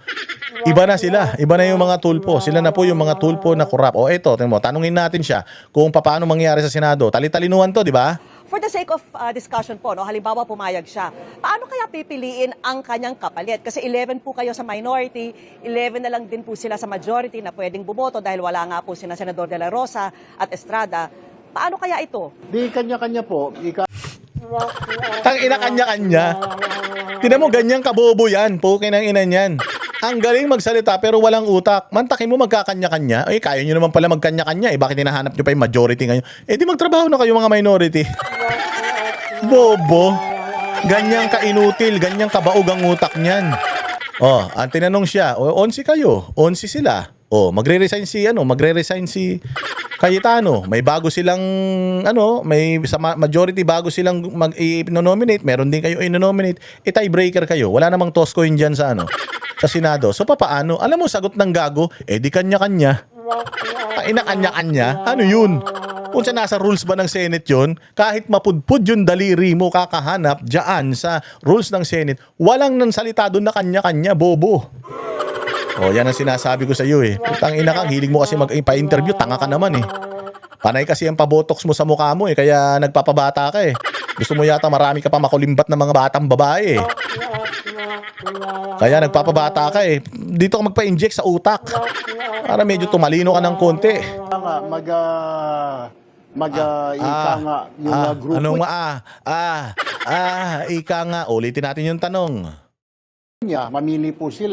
For the sake of discussion po, halimbawa pumayag siya, paano kaya pipiliin ang kanyang kapalit? Kasi 11 po kayo sa minority, 11 na lang din po sila sa majority na pwedeng bumoto dahil wala nga po sina Senador De La Rosa at Estrada.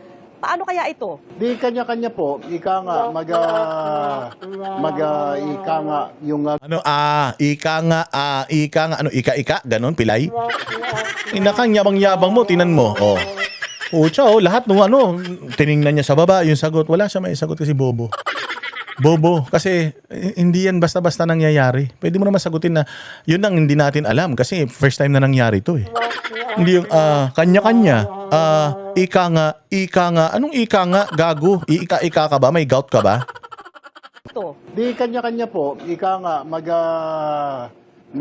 ika nga yung grupo niya, mamili po sila, tapos sasabihin nila, mag-nominate. grupo din po namin magno-nominate po ng... Kung let's say 11-11 na nga, minority at majority, Hindi niya nasagot, bobo, no?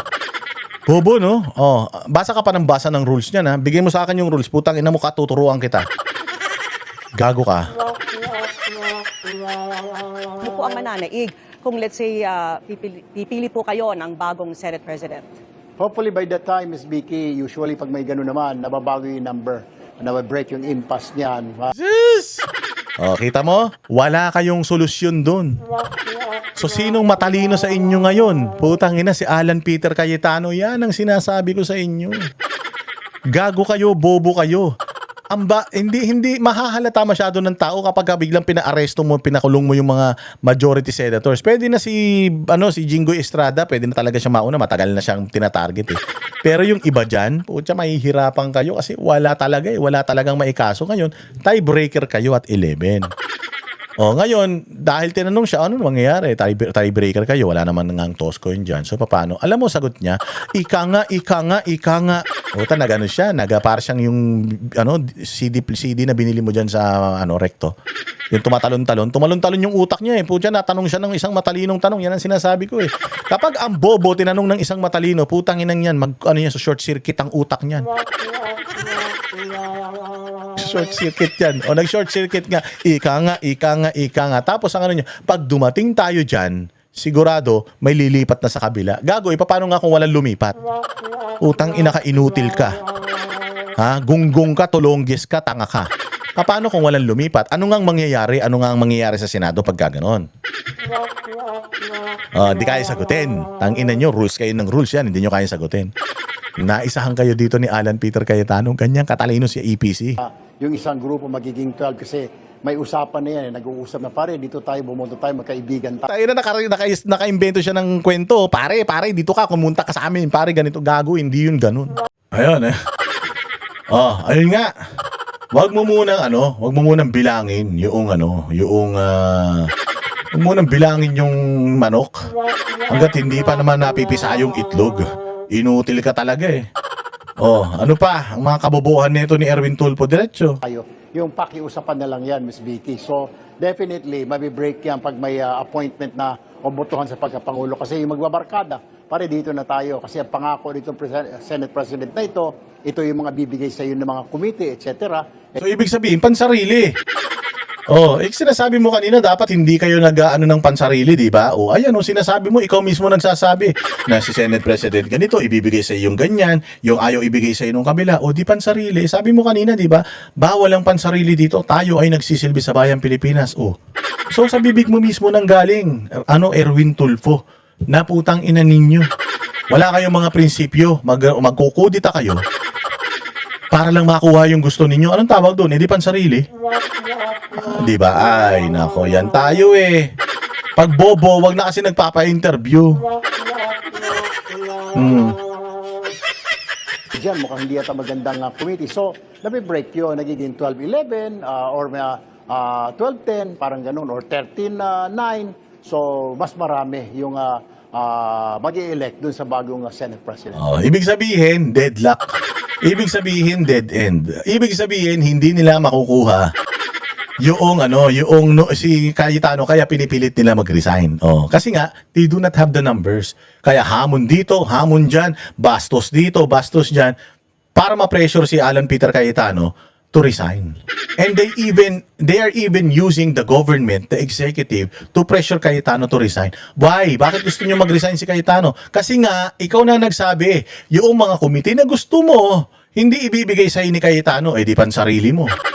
Yung mga committee na pinapangarap ninyo, yung mga pinoprotektahan nyo yung mga interest, hindi yun po protektahan ni Cayetano. Kaya gusto niyo siyang mag-resign. At dahil wala kayong mga bayag ngayon, wala kayong mga kapangyarihan ngayon, at hindi nyo kayang italpatalsikin si Cayetano dahil 11-11 kayo, pinagre-resign niya siya. Tanga lang si Cayetano pag nag-resign kasi bobo niya siya pag nag-resign siya. Kasing inutil niya siya pag nag-resign siya. Ba't naman siya susunod? Ba't naman siya magiging uto-uto sa mga bobong katulad niyong magkapatid? Di ba? Ako si Cayetano, abogado ako. Utangin na niyan. Ang tagal ko ng senador. Naging congressman ako, naging senate, naging speaker of the house pa ako, naging senate president ako, tapos susunod ako sa dalawang bulbul ang utak.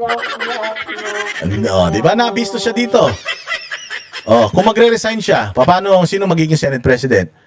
Ika nga. Kung pag dumating tayo sa ganun, sigurado marami na kaming mahihikayat. Ano yung mga hihikayatin nyo? Sabihan nyo na naman, may kaso ka. O para hindi ka magkakaso, lipat ka sa amin. Totoo yung sinasabi ni Cayetano na talaga itong mga buwaka ng shit na ito, pinipressure talaga yung kabila at ginagamit yung kanilang mga kaso di umano para lumipat sa kanila, magkaroon sila ng numero, makuha nila yung Senate presidency at yung Blue Ribbon Committee na yan, mamanipula nila ulit. Ganun yun. Kasi yung kay Inday Sara talaga, impeachment ni Inday Sara, tapos na yan. Tapos na yan. Oo, wala na yan. The end na yan. Dito na talaga tayo sa flood control project. Lalabas yung mga pangalan nila dyan. Kaya dyan sila ingat na ingat. Pakinggan natin.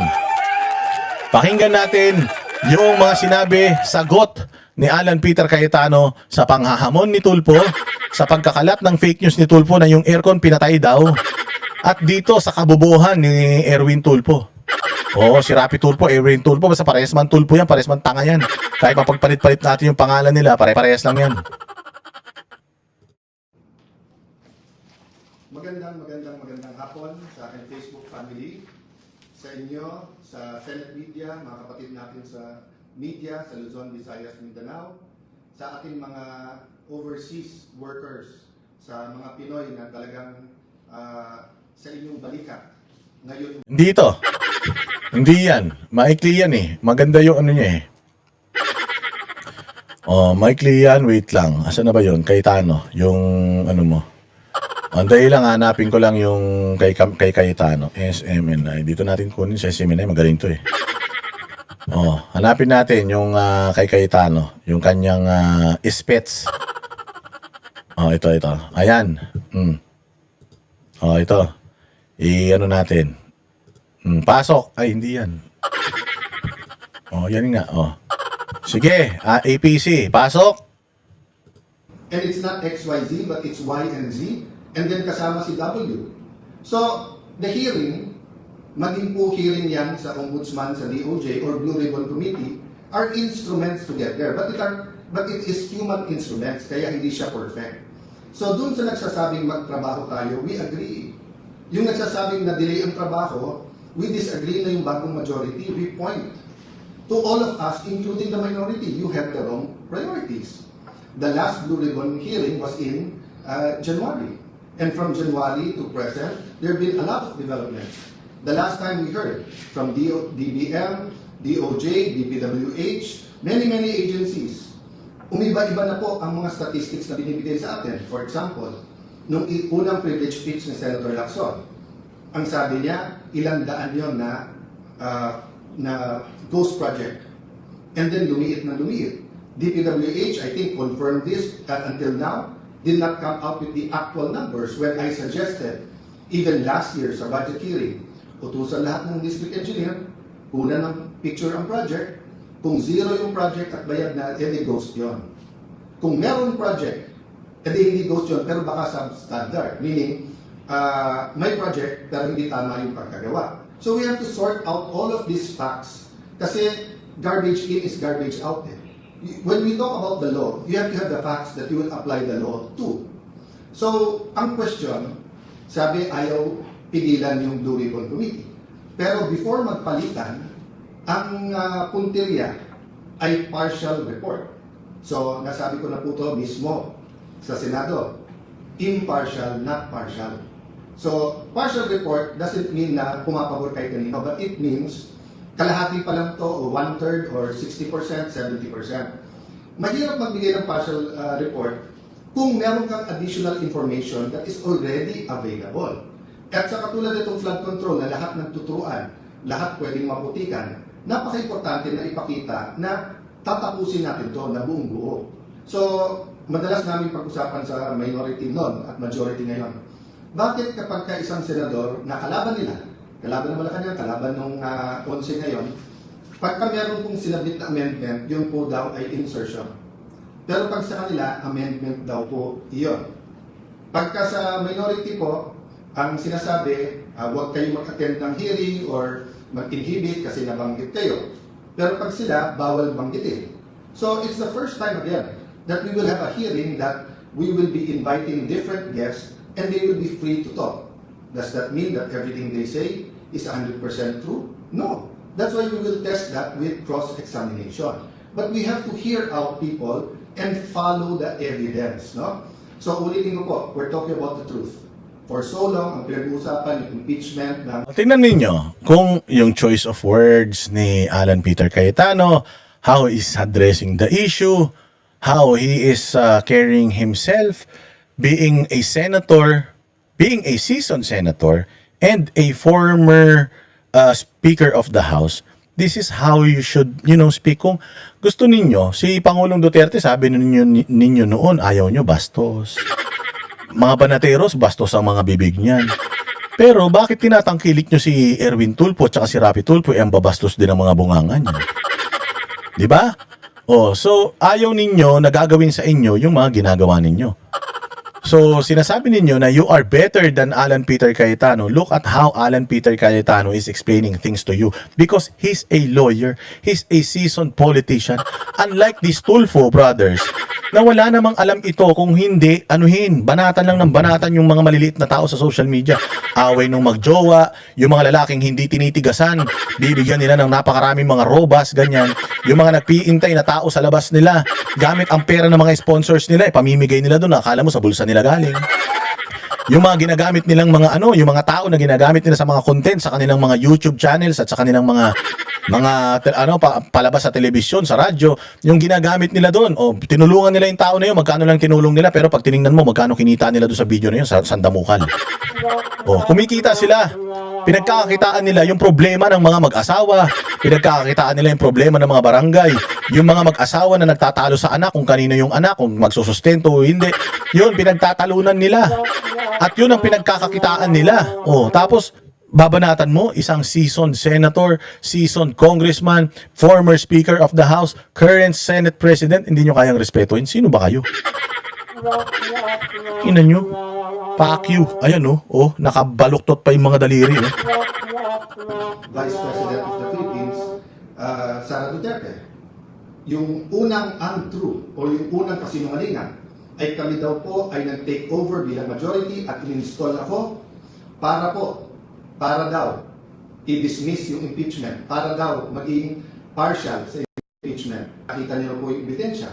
Napakabilis ng pagkilos, napakaayos po ngayon, pati sa pagbigay ng summons, sa pagsagot, yung schedule, ayos na po. Sinunod natin yung schedule na pinopose kay Senator Soto.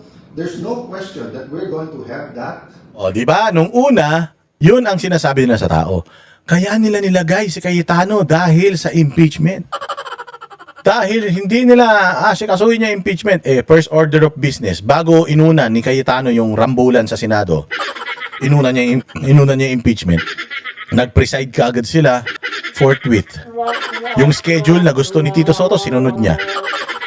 Ngayon, patay yung kanilang patay yung una nilang kaek-ekan na dahil sa impeachment. Pucha yan, yung pala ang totoo. Dahil sa flood control. Kaya pala nila inagaw yung liderato sa dating majority. Kasi nga, puchang ina, walang nangyayari sa Blue Ribbon Committee. Walang nakukulong ng mga congressman. Galing sa bibig ni Lacson, napakaraming contractor. Meron daw siya at least 70 contractors. Wala ni isa na patawag. Andiyan dyan yung 18 Marines, kahit isa hindi pinatawag. Si Chavit Singson, inirequest niya yung sarili niya, ipatawag siya dyan. Hindi niya pinatawag. Si Pangandaman, si Bersamin, lumabas yung mga pangalan sa bibig mismo ni Lacson nang galing, hindi niya pinatawag.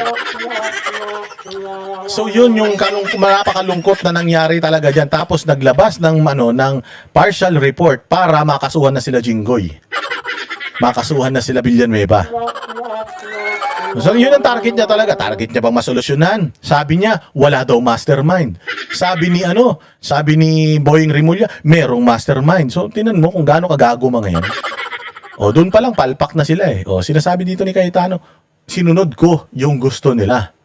Ngayon, ayaw pa rin nila. Bakit? Hindi kasi talaga yun ang target nila. Target nila, makuha sa akin ulit ito para maibalik nila yung mga taong gusto nila doon sa mga nag-iimbestiga ng korupsyon sa Pilipinas. Oh, mga kababayan ko, yan ang totoong sitwasyon natin ngayon.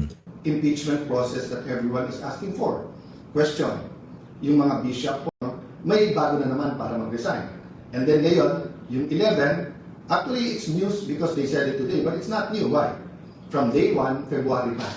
February na pinipigilan nila na matanggal si Senator Soto at mabuwag ang kanilang mayorya at maging minority, ginamit na po pati yung mga kaso sa minority members na kasama namin na huwag kayong lilipat. Pag lumipat kayo, tuloy yung kaso. Pag hindi kayo lumipat, walang kaso. Sinabi na to ni Senator Jinggoy for the first time, inamin niya na totoo. He has evidence. A few times, I was there, kaya narinig ko yung conversation, kaya alam kong totoo. So, we're going back to the issue. The issue is not work. The issue is what is our priority. And this is the nth time.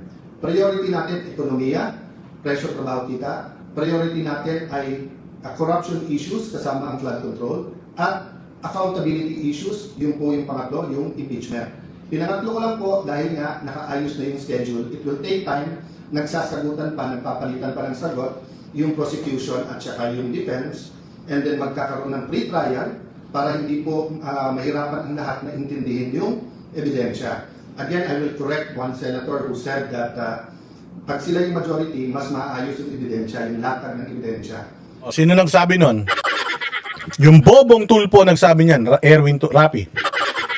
Sabi ng Rapi Tulfo, kung sila daw ang majority, maaayos daw nila yung mga ebidensya. Tanga. Tingnan mo, senador ka, di mo alam kung ano trabaho mo. Judge ka. Kailan pa inaayos ng judge yung mga ebidensya? Ang nag-aayos ng ebidensya, prosecution. Prosecution team. Yun ang nag-aayos ng ebidensya. Bobo ka eh. Ang ina kang Rapi Tulfo ka, tanga ka eh. Nililin lang mo taong bayan eh. Pati tao, gusto mo maging bobo katulad mo eh. Doon ba sa ICC, yung ICC judge ba ang nag-aayos ng mga ebidensya laban kay Duterte? O di lumabas na naman sa bibig mo na kapag nandiyan na kayo, aayusin niyo yung mga ebidensya para makonvict si Inday Sara. Tarantado mga traidor talaga kayo, mga tulpo kayo eh. Ang trabaho po ng judge, tingnan yung mga ebidensya, magdesisyon ayon sa merits ng kaso, ayon sa ebidensya, kung may ginawa kang kasalanan o wala. Hindi mo trabaho yung mag-ayos ng ebidensya. Bugok. Hindi trabaho po ng Senator Judge na maglatag ng ebidensya. Trabaho po ito ng defense at saka po ng prosecution. Prosecution muna kasi ikaw yung nag-accuse. Then defense kasi nga, dinidepensahan mo sarili mo. Siguro that's one reason why gigil na gigil ang magkapatid na Senator Tulfo na aside from the committees, aside from yung pagiging malapit sa Malacanang, let me address that. Sabi ni Senator Tulfo, pag hindi ako nagpakita sa session hall ay ako'y duwag. Ang kaduwagan po ay nag-uugat yan sa ano ba ang purpose at trabaho mo. Diba? So for example, kung ang trabaho mo ay magtanim, pero bumabagyo, grabe po yung kidlat, hintayin mo kung mawala kidlat. Kasi it's not a matter of tapang, magtatanim ka nga. Ama, hindi yan tapang, talino. Oo, kaya nga nauna namatay si Kaya nga nauna namatay si Andres Bonifacio, sobra tapang, atapang atao, asugod alagi. Abilis atakbo, asugod lagi. Ayun, patay agad. Kasi nga, matapang siya, pero wala siyang talino. Di ba? Tingnan mo si Jose Rizal, kalmado lang. Oh, saan namatay si Jose Rizal? Hindi siya masyado nahirapan. Pinahiring squad siya, dead siya kagad. Kinabit niya utak niya, napagod siya, hindi. Nagtatakbo siya, nagtago siya sa mga gubat, hindi. Kasi matalino siya. Si Andres Bonifacio, namatay yun ng pinahirapan yun. Nagpakapagod yun, nagutom, nagtago. Pero si Jose Rizal, di ba, simple lang, ganyan. Doktor, chicks lang, ganun. Kailangan may utak ka, Rapi Tulfo. At saka isa pa, kung ang manghahamon kay Tano ay si matalinong tao, baka pwede puntahan niya pa. Pero kung tanga, hamunin mo ko, tanga ka. Di parang naging tanga na rin ako, pumatol ako sa tanga. Di ba? Ng kidlat, di ba? So, ganun din sa sundalo. Hindi natin isusubo ang sundalo natin sa mga bagay na suicide ang mission. Pero yung ipagtanggol ang bansa at mamatay para sa bansa, hindi lang sundalo, dapat pati tayong mga senador. So, yung hamon mo, magpakita ako kung hindi iduwag. Para ko rin sinabi, halimbawa, Senator, ikaw, maging independent ka, kung hindi, duwag ka. You know, this is not a radio or TV program, this is not entertainment. Aray! This is not a radio and TV program and this is not entertainment. This is the Senate. In the Senate, it's not what you say. It's what you do. Kung matapang ka, Rapi Tulfo, maging independent ka. Huwag kang maging aso ng minority kung talagang matapang ka. Pero, dahil patay gutom ka at gusto mo rin makuha yung mga committee na gusto mo, para siguro mas lalo kang yumaman, nagpapakaaso ka sa administrasyon. This is the Senate of the Philippines. So we have to be more professional.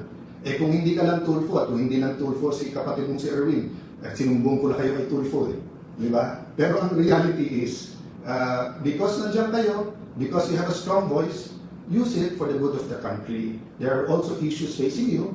So you ask Joel Villanueva, you ask Jinggoy Estrada, you ask Chis Escudero to face it squarely. So face the issues also squarely. Huwag yung titigilan natin yung Blue Ribbon na committee and then gagawin natin personal yung lahat ng issues. There are issues facing all of us. Pati ba naman, Senator Tulfo, lahat na ng pinapay, binintang nyo sa amin. Nung panahon ni President Duterte, kampi-kampi kayo sa drug war. Ngayon naman, baita. Tapos lahat ng pinapay. Diba? Ganyan ang mga Tulfo. Kung saan sila makakakuha ng tao na mabobolat nila at mapagkakakitaan nila. Views sa mga content nila, views sa mga palabas nila, dun sila. Doon sila. Kaya nga tumanggap ng ano yan, campaign funds yan mula sa mga bobong magnanakaw na mga congressman Dahil kung saan may kita, doon sila. Di ba? Dati, drug war, tuwan-tuwa, si Erwin Tulfo. Tinatawag na bobo si Risa, bobo si Trillanes, bobo si si Kiko Pangilinan. Galit na galit sa Dilawan. Ngayon, putang inang niya, magkakasiping sila. Nag-o-orgy ang mga putang ina. Sinisip. So, pati ba naman internet at saka aircon, sa akin yung pa rin sinisip. O baka murder pa yung kaso na yan, murder kasi pinatay ang wifi. Pahiya sila dito Dapat ko ako media. Sir, sinabi mo noon, pinatayan kayo ng aircon. Tapos sinasabi nyo na, dahil sa kanila yung, yung facilities admin. Sinadya na patayan kayo. Hindi naman pala Yung palang aircon, yung control ng aircon, nasa GSIS pala So, hindi naman pala kayo pinatayan. Nagkaroon pala ng problema at nandoon yung control. Sigurado ako, alam ni ni Rapi Tulfo yun. Kasi siyempre nainitan siya, spoiled siya Gusto niya, pati CR malamig. Pagka tumais siya, umutot siya, gusto niya yung lalabas na utot sa tumbong niya, maginaw.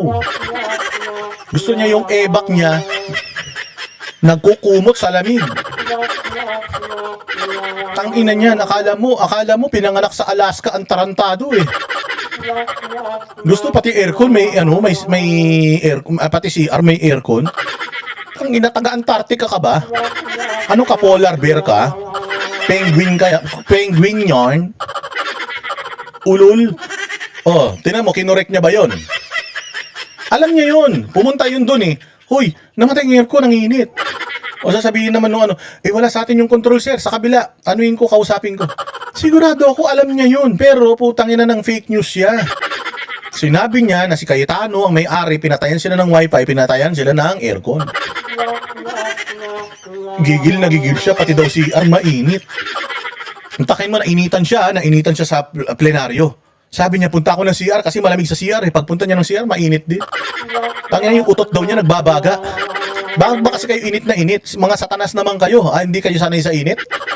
Di ba yung mga demonyo sa impyerno naman kayo mga pupunta? Putang ina, dapat nagpa-practice na nga kayo ngayon. Dapat nga, kandila, pag umaapoy, pinapatak nyo sa mata nyo yung yung dagta nung kandila para pagdating nyo sa impyerno, sanay na kayo Gusto nyo pa malamig, gago, walang aircon sa impyerno. Pagdating nyo ron, maininitan kayo ron. Sobra-sobra, putang ina niya, parang lahat ng bulkan nandoon sa impyerno. Puta, mainit dun. Ang swimming pool dun, hindi kulay blue, kulay orange. Tapos gusto nyo malamig, mag-practice ka na. Rapi Tulfo tsaka Erwin Tulfo sa impyerno kayo mapupunta. Baka bukas makalawa, putangin na yan, yung sa sobrang karma ninyo, sa dami ng mga taong ginamit ninyo sa kahayupan ninyo, baka maglaho kayo sa mundo. Puta, kaklase nyo na si Aakop doon sa impyerno. Pucha yan, ha? Maghanap ka ng aircon doon, baka isisi mo pa kay Cayetano. Fake news peddler ang putsang Rapi Tulfo nito. At yung kuryente. Nakita ko na po ang report, yung po palang master, yung pong centralized aircon, yung master switch or yung sa kuryente, nasa GSIS yon at may nag-trip ng wire. Kaya around 6 o'clock, nagkaroon talaga ng problema sa aircon. So, hindi po namin gagawin sa inyo. I've always treated you well, whether I'm close to you or not, whether you're in the minority, majority, and I will continue to treat all of you well. But kayo ang nami-personal, because kami, it was been one issue after the other, di ba? Hindi kami ang nagpapasok sa NBI sa Senado, yung May 11. Hindi rin kami ang kumuha ng NBI na fully armado na pinaikutan ng Senado tapos pumasok pa sa Senado noong May 13. Hindi rin kami ang nag-walk out. So you keep saying fresh start. Every Senate President that I've served under, whether I was the majority leader or minority leader, whether I was in the leadership or I was just a simple follower, I gave them a chance. So let me ask the 11 minority who's asking me to resign now. Kahit na isang oras, binigyan niyo ba ako ng chance? So let me go to the bigger issue ngayon. Yung pong dignidad, yung pong karangalan, yung pong honor ng Senate. Simple matters. Nabanggit ko na po ito before. Why do we get angry pag binastos ang ating flag? Bakit pagka hindi tumayo, pagka kumanta tayo ng lupang hiniram, ba't natin sinasabihan ang tao? Bakit po ang Kristiyano man o Muslim, pag hawak yung Biblia o hawak po ang Quran, ayaw natin po na, pwede mo sabihin, papel yun, mga pahina lang yun. No. But to us, those are holy books, di ba? To the Muslim, the holy book is the Quran.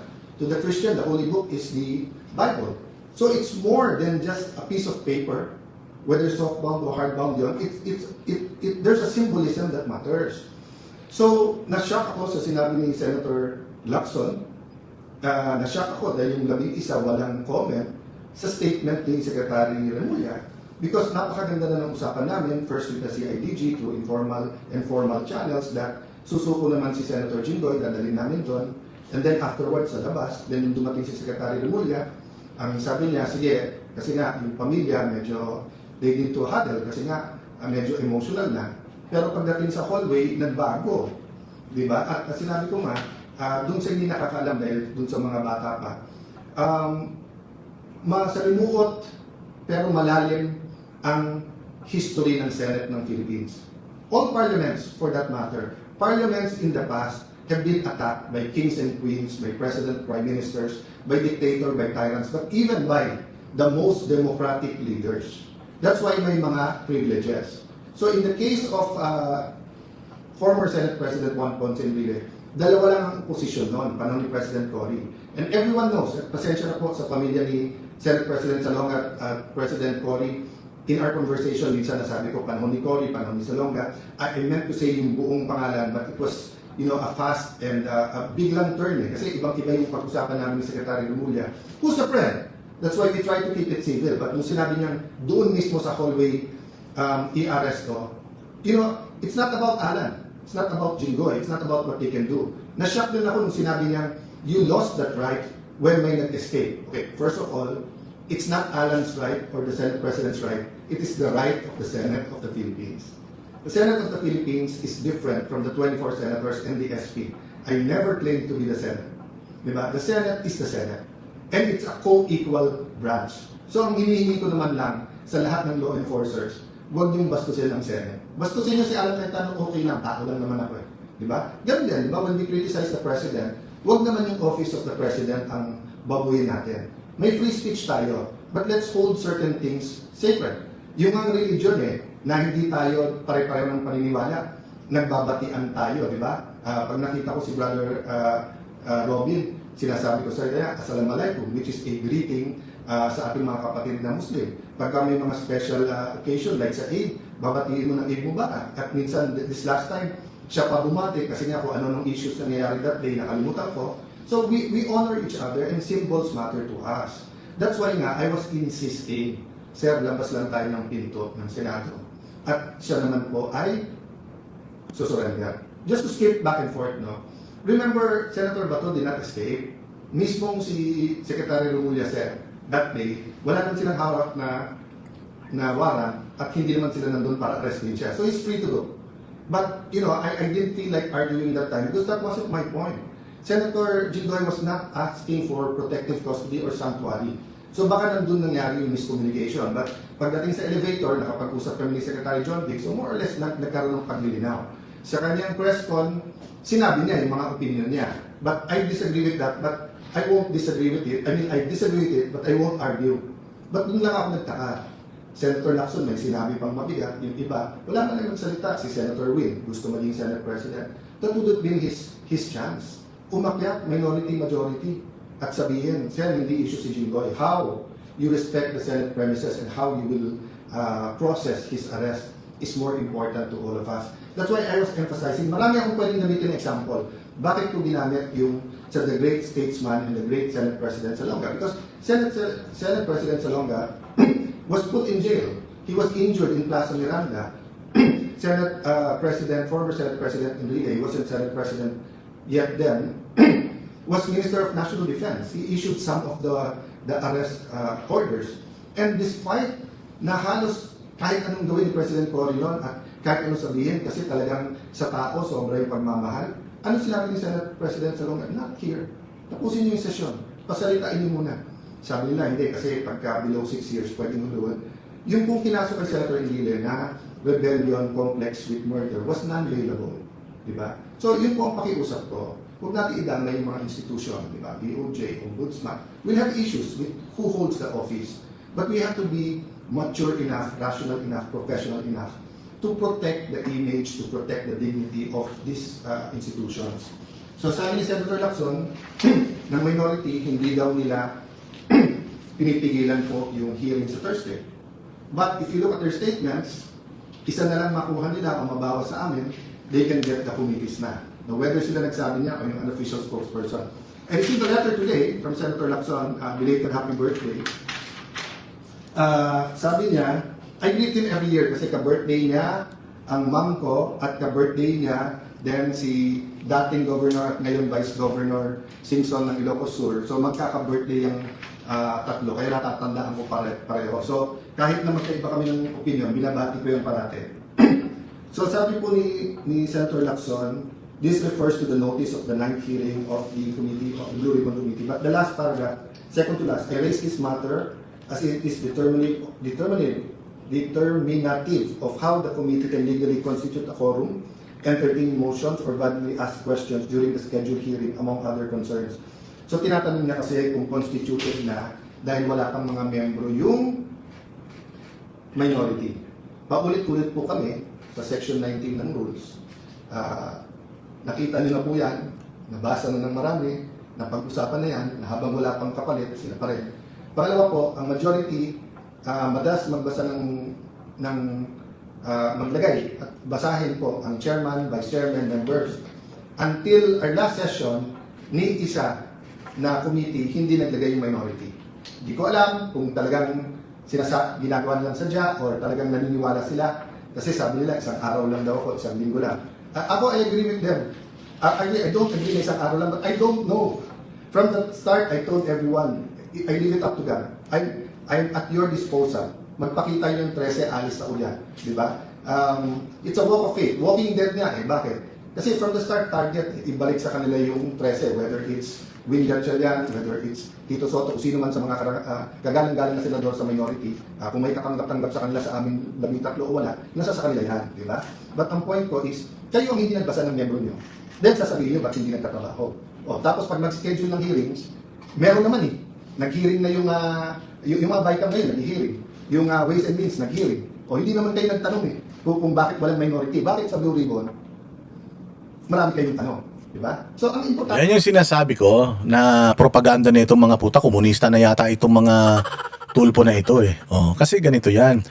Ngayon, kahit walang sesyon, may mga nag-hearing. Nag-hearing yung Ways and Means, nag-hearing yung ganito, yung ganyan, nag-hearing sila.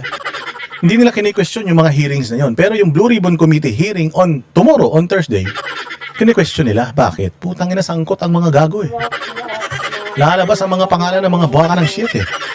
O yan ang sinasabi natin. O yung ibang hearing na nagaganap ngayon, hindi kini-question. Pero yung mga hearing na gusto nilang, pigilan, nagre-reklamo sila. O, kaya ayaw nila na si Alan Peter Cayetano nagbablog. Una sa lahat, kaya nagbablog si Alan Peter Cayetano. Sinachap-chap naman ng mga ng mainstream media yung mga interview niya. Kinukuha lang yung mga palpak, tapos yun yung pinapalabas. Kaya mag-vlog na lang. Kaya nga tayo, ibinapakita natin dito, pinapanood nyo ng buo kung ano yung sinasabi niya para maintindihan ninyo kung gaano katarantado itong minority senators na ito. Kaya importante i-share nyo ito kasi ang mainstream media may pera yan na pampakalat ng propaganda. Kaya nilang sirain si Alan Peter Cayetano araw-araw. Pero tayo, na mga nagmamahal sa bayang Pilipinas, ang trabaho lang natin, manood, i-share, mag-like, i-recommend. O, para may counter tayo dun sa mga propaganda ng mga komunista. Mga astang komunista na mga senador at saka mga mainstream media. O, di ba? Sinasabi ba ng mainstream media to? Sinasabi ni Cayetano? Tinanong ba siya? Siya na ibig niyo sabihin, walang mga committees na mga nag-hearing ngayon? Hindi nila tinanong yun. Sabi ni Cayetano, nag-hearing na, Ways and Means nga, nag-hearing eh. Hindi sila nagre-reklamo, tapos itong Blue Ribbon Committee, ayaw nila magsimula hearing. Kasi nga, yun talagang target nila. Huwag na magsimula yung, ngayong araw lang na to, merong statement si Raffy Tulfo na naman, na bastard, yung Blue Ribbon Committee, subcommittee na yan. Bakit? Ba't galit ka? Akala ko ba ang mga tulpo galit sa magnanakaw? Bakit ang mga tulpo ngayon ayaw na paimbestigahan yung mga magnanakaw? Ina ninyo sumasama ng ugali ninyo, ginamit ninyo ang mga tao. Yung pala putya, pag nakarating kayo sa kapangyarihan, wala isang termino pa lang, binago na kayo. Si kapatid mo, si Raffy Erwin Tulfo, isang taon pa lang na senador, ang yabang na. Isang termino lang naging congressman, ang yabang na. Kala mo mas magaling na sa mga senador na matatagal na. Ikaw naman, Raffy Tulfo, patapos na yung unang term mo, re-electionist ka sa 2028. Kahina kung makapagsalita ka, akala mo 25 years ka na dyan sa Senado. May fallback man siya. Kasi kahit matalo siya sa 2028, kahit matalo siya as senador, meron siyang fallback pagkakakitaan niya ulit yung mga agony, misery, chismis ng mga ng mga ordinaryong Pilipino. Kaya matatapang. Saka congressman na yung anak eh. Yung gumagastos ng 7.4 million sa 2 gabi. Di ba? So, paldo na. Dito, lumabas yung totoo. Kaya nga inimbita na lahat ng membro ng minority, lahat kayo welcome. Napaka-importanting hearing ito. Sana hindi isang hearing lang. Napakaraming ibang issue. We have to tackle it one by one. Yun po sinabi nila tungkol sa hospital bill, Senator Subiri, na kaibigan ko, na madalas, even after the walkout, bumaba siya, sabi niya, walang personalan, we're all okay. So I won't take it personally. But if you remember, Senator Subiri, that has been on our agenda, I think, for at least last week, but I think more than that. And ilang beses pag nagre-recess tayo, bumababa ako at tinatanong ko kay Senator Soto, kay Senator Risa, kay Senator Lacson, pwede naman i-take up to, minsan okay, minsan bukas na yan. So kayo naman ang nag-walk out yung last Tuesday, willing naman kami na i-take up yan. Lahat sa side namin, we're ready. So wag niyong bintang one-sided. You're talking about the generals, I feel bad for them. I'm looking for a solution. But remember, kayo nagsabi, wag mo nang basahin kasi hindi pa kompleto yung CA because nga 6.5, 5.5 of the 12 members, hindi tayo magkasundo kung 6 or hindi tayo magkasundo kung 6.6 or 7.5 muna kasi question, sino mag-aate, di ba? Kung ako lang masusunod, sa first day pa lang, diname ko na lahat ng CA. So, dun sa mga nagiging casualty ng hindi pagkakaintindihan ng majority-minority, let's be man enough to say, we're all at fault here. The whole Senate is at fault here, the minority to majority. Pero yung inyong messaging, drama, na playbook, na kaya walang trabaho, kaya magulo, ginugulo nyo kami. Ginagamit ng Malacanang para guluhin kami. Tapos sasabihin nyo, magulo ang Senado. Sino ba nagpadala ng NBI dyan, naka-full battle gear, di ba, na may mga gamit na gano'n? So guys, I'll continue to give you, I'm addressing myself to the Filipino people who are watching now, I'll continue to give you the inside story. And I invite the other side to give the inside stories, the context, di ba, that is important in how we make decisions. So tanongin ko po kayo, gusto nyo po mag-session tayo, pero gagamitin po nila yung numbers dahil po dun sa hindi makapasok si Senator Bato at dahil kinulong nila si Senator Jinggoy, tapos tinatakot yung iba namin mga kasama na susunod na kayo, tapos hihintayin kung may event or hindi pwedeng isa namin kasama or nag-CR lang, tapos papalitan nila yung mga miyembro ng committee. So hindi matutuloy yung Blue Ribbon Committee sa Thursday. So if may agam-agam, why don't we have a meeting tomorrow about how the Blue Ribbon Committee should proceed on Wednesday? You know, I've talked many times to Senator, on Thursday, tomorrow meeting for Thursday, I've talked to Senator Marcoleta many times. He's a very reasonable person. He's intelligent, he studies, he deep kasi ang paniniwala at paninindigan niya. Sometimes ganoon din si Senator Lacson, no? Kaya ako sinasabing sometimes one-sided eh. Hindi makikinig sa reason, pagpipilitan kahit mali, tama pa rin, di ba? So, it's up to you whether your messaging is simply pumasok kayo, duwag kayo, and resign, or whether you want to talk about the economy, inflation, yung presyo ng bigas, paano yung mga OFW na mawawalan ng trabaho. Kami, we're coming up with a schedule, sa lahat ng committees, welcome kayo, and siguro aminin nyo naman, most of the work is done in the committees. Pati LEDAC nga eh, pati LEDAC, handa na kami pumunta, pinakancel, tumawag pa sa akin yung nag-organize na kami ba yung dahilan. Sabi, hindi siya, ready kami anytime. I think twice ko na parating sa Malacanang, we're ready for the LEDAC anytime. Ang problema, naglalabi nga yung labing isa, yung minority, na huwag pumilos ang Malacanang na any kind of recognition, ang masama, wrong information pa binibigay. So kung may nakikinig sa Malacanang, we're not your enemies. Many people, maybe in the cabinet or maybe in the 11 minority, ay nanguonsay giving you, they want us to fight because sila ang may beef sa amin. Kami, we want the truth. We want to work together to address inflation, address poverty, address corruption, address accountability. So again po, ito po ang inyong lingkod, si Al Cayetano. Galing, palakpakan natin. Alam niyo mga bossing, kailangan natin to. We have to share these videos, lalong-lalo na yung mga live videos ni ni Alan Peter Cayetano. Follow niyo yung kanyang Facebook kasi madalas siyang nagla-live diyan. Kasi nga hindi sila pinakikinggan ng mainstream media. Kasabwat ng administrasyon na ito yung mainstream media para sirain yung imahe ng Senado. And Alan Peter Cayetano is fighting back. This is the first majority, the first Senate majority sa administration na ito na walang kumpas ng Malacanang. Kaya kaliwat kanan, si Claire Castro, si Bongbong Marcos, nakikialam na. Kahit na wala naman sila dapat pakialaman. Hindi naman nila concern ang Senado. Dahil co-equal body nila yan. Oo. So, kailangan nating i-share ito, i-content ito, paulit-ulit. Paulit-ulit din naman sila sa pagsira sa bayang Pilipinas. So, huwag tayong mapagod na paulit-ulit na nakikinig sa mga vloggers na ipinaiintindi sa inyo or ikina-counter etong mga ginagawang kabalbalan ng kabila. Pasensya na kayo. Emotional talaga ako. Kaya napakarami kong mura ngayon kasi ang kakapal ng mukha eh. Even me. The reason why galit ako, kasi even me, mataas ang respeto ko sa mga Tulfo na ito eh. There was a time na pinagtatanggol ko pa ito si Raffy Tulfo against dito kay Libayan, against doon sa mga bumabanat kay Raffy Tulfo na mga vloggers. Pinagtanggol ko pa ito si Raffy Tulfo dahil naniniwala naman ako na malinis ang puso at pagkatao nitong tao na ito, and bagamat hindi siya sumusunod sa rules, may mga natutulungan din naman talaga siya.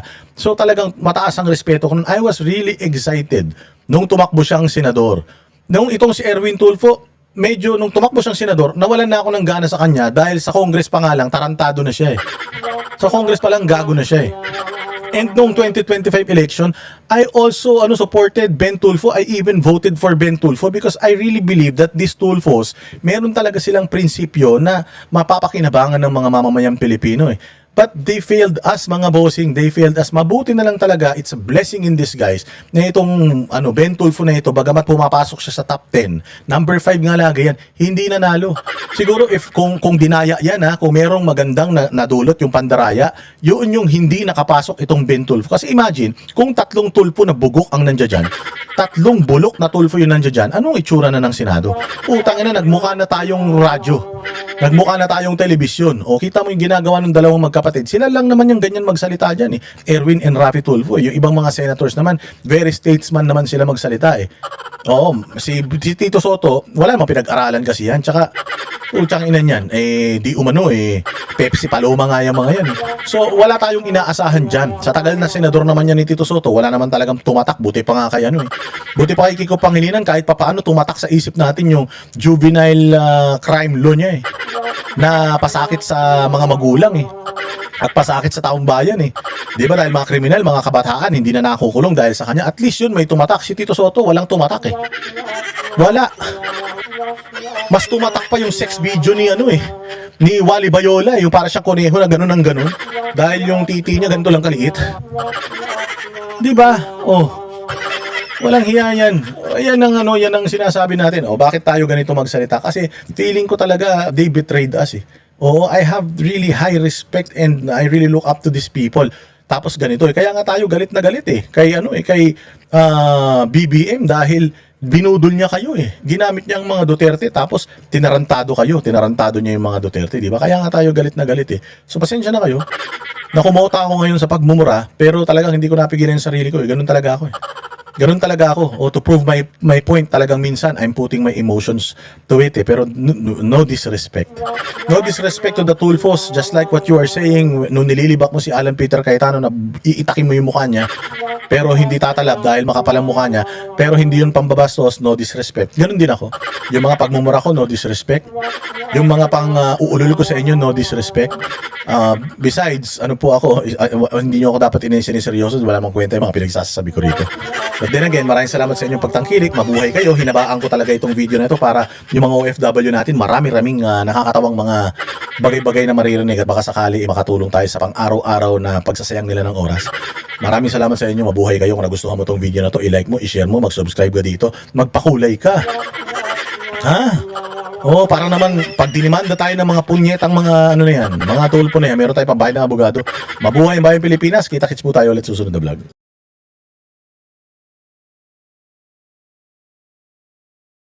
Kami ang boses ng masa, hindi natatakot. Katotohanan lang, di kami nalulunod. Walang bahid ng sismis, lahat ay totoo. Kahit sino ka pa, pag mali ka babanatan ka. Walang pinipili kulay, wala kaming kinikilingan. Basta para sa bayan, kami lalaban. Pag tama palakpakan, pag mali banatan. Di matitinag, di matatakot, para sa bayan tuloy ang sigaw.